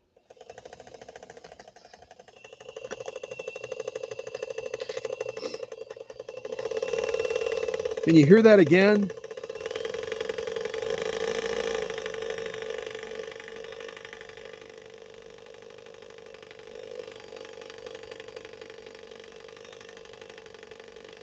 If your car sounds like that, you should pull over immediately. You know what I mean?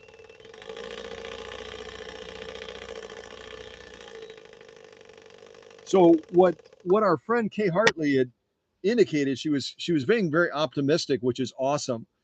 She was saying it sounds better. It sounds better. Maybe it's, and maybe in her thoughts she's going, it's starting to loosen up a little bit. But we still have an issue right here in this localized region between the bobbin winding assembly, which I've explained to you guys is a very intricate mechanism. The bobbin winding assembly behind this panel is it not only gives you access to that slow gear and takes the machine down from full speed down to 1/5, but it also has a spring release and return in there that takes out the clutch automatically. And then it also is the transfer junction for all of the power coming off of the motor and being fed up the long belt to the main shaft. So it really is. It's a control area for so many functions of the machine. And when it's not in optimal form, this is what it sounds like.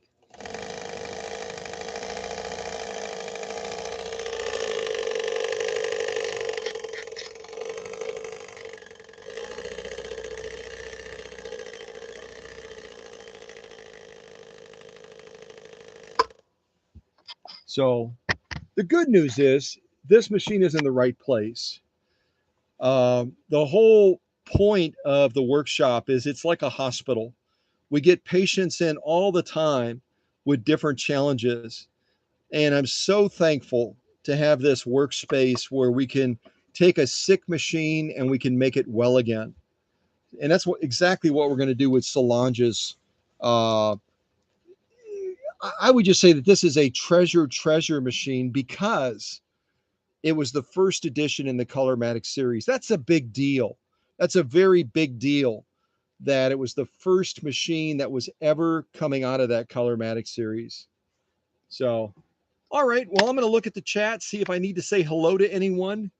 But hopefully, some of the things that I've shared with you during this live stream, some of the troubleshooting we did together, some of the diagnosis, and some of the insights I've given you as far as isolating issues with a machine, because I know all of you that are diehard VSM lovers, if you see a machine that needs to be rescued, it doesn't require pause or, oh, maybe I should talk to the husband about it, or I should maybe think about this.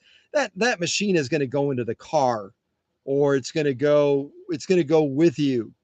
So as you're trying to assess a machine, whether you're in someone's home and they're selling it, who knows, they're selling it in some sales venue, or you see it out at a thrift shop or whatever it is, some of these insights I've tried to give you will hopefully allow you to be a better diagnoser on the spot, so you can at least begin to get some insights as to what that machine might require. Because any machine is an investment, and the more you have to put into the machine, the more of an investment it is. So then you have to kind of decide, is this something I'm willing to commit to? There's no halfway with VSM. It's either 100% or it's walk away and leave it for someone else. that is willing to make that investment in the machine. So going back to Solange, that made the investment initially, got this machine out of storage, went through a number of different research processes to eventually find this guy in Wisconsin, and then made the investment of packing this machine up and sending it all the way from Oregon all the way to Wisconsin. That's a VSM person that says, I'm making the investment. And I tip my hat to anyone that is willing to make that commitment to save a machine like this, so that when this machine eventually is premiered, guess what?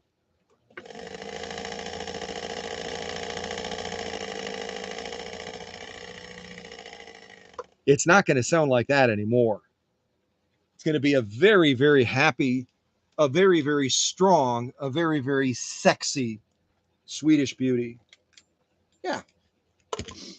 All right. That's enough blah, blah, blah. Turn this around and give you an opportunity to kind of look at this machine in its current state, so that eventually when this machine is premiered, you'll be able to go, wow, is that the same machine? Yep, it will be. So, all right. Well, I hope all you have a great weekend. Thank you to my leadership team, Paula. I don't know if Sunny was here or if any of the other leaders popped in, but I know Paula was here. So thank you to Paula for helping everyone to feel welcome and managing all of the great interactions. Isn't this a fun place to make new friends? You know, you might have friends that are out in California. You might have friends that are from Oregon, like this machine and Solange. You might have folks from around the world, from Brazil, Finland. We can make so many new friendships through these live streams as well. And I hope you take advantage of that. Step out of the shadows, take a risk, and let yourself be known. Am I there? I think I am. Yeah. So thanks again for joining the live stream. And thank you to my friend Solange for making the investment to get this Swedish beauty out to the workshop where I can begin to make a difference for her. All right. Take care, everybody. Enjoy your weekend. Enjoy your weekend. Ah!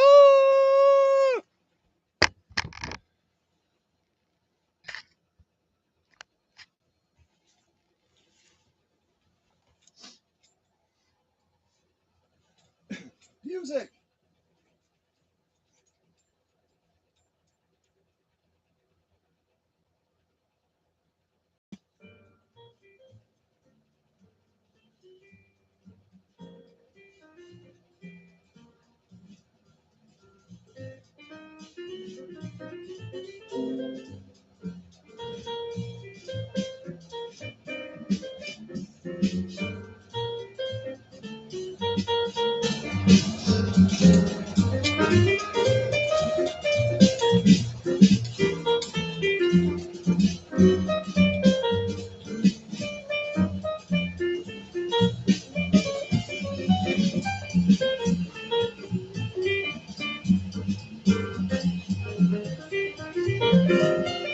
Oh, hey, Emma's here too. Hi, Emma.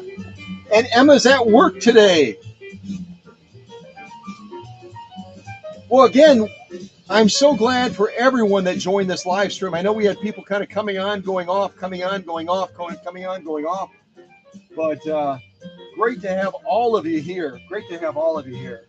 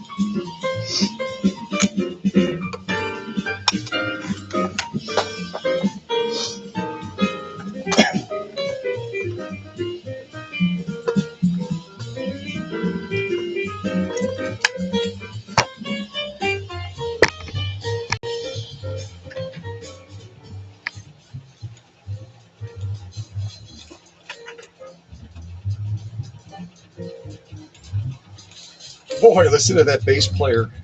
Oh, see, as soon as I said that, the music cut out. Ah!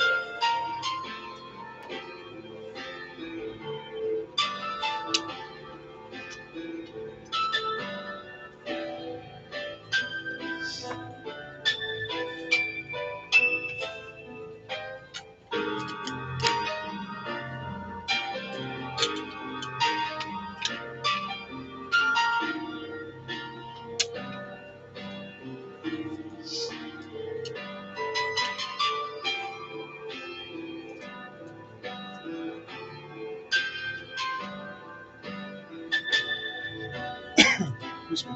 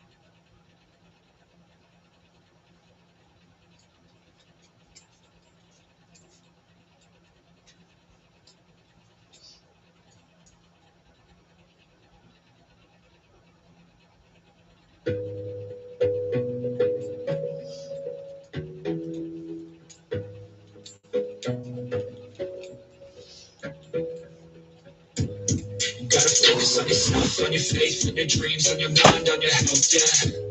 You gotta work, never tell, keep your head down, find what you love and excel, yeah.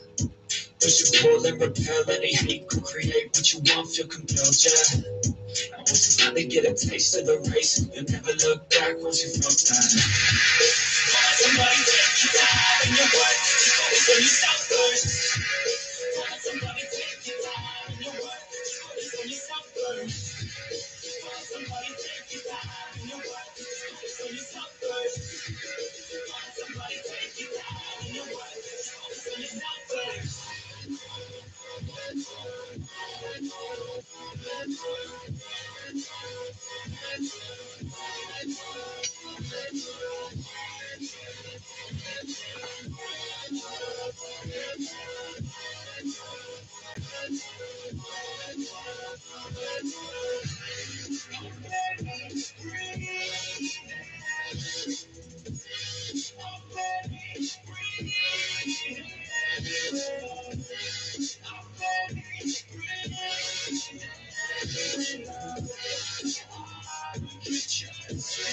Yo, I think about others, waiting for myself, yeah.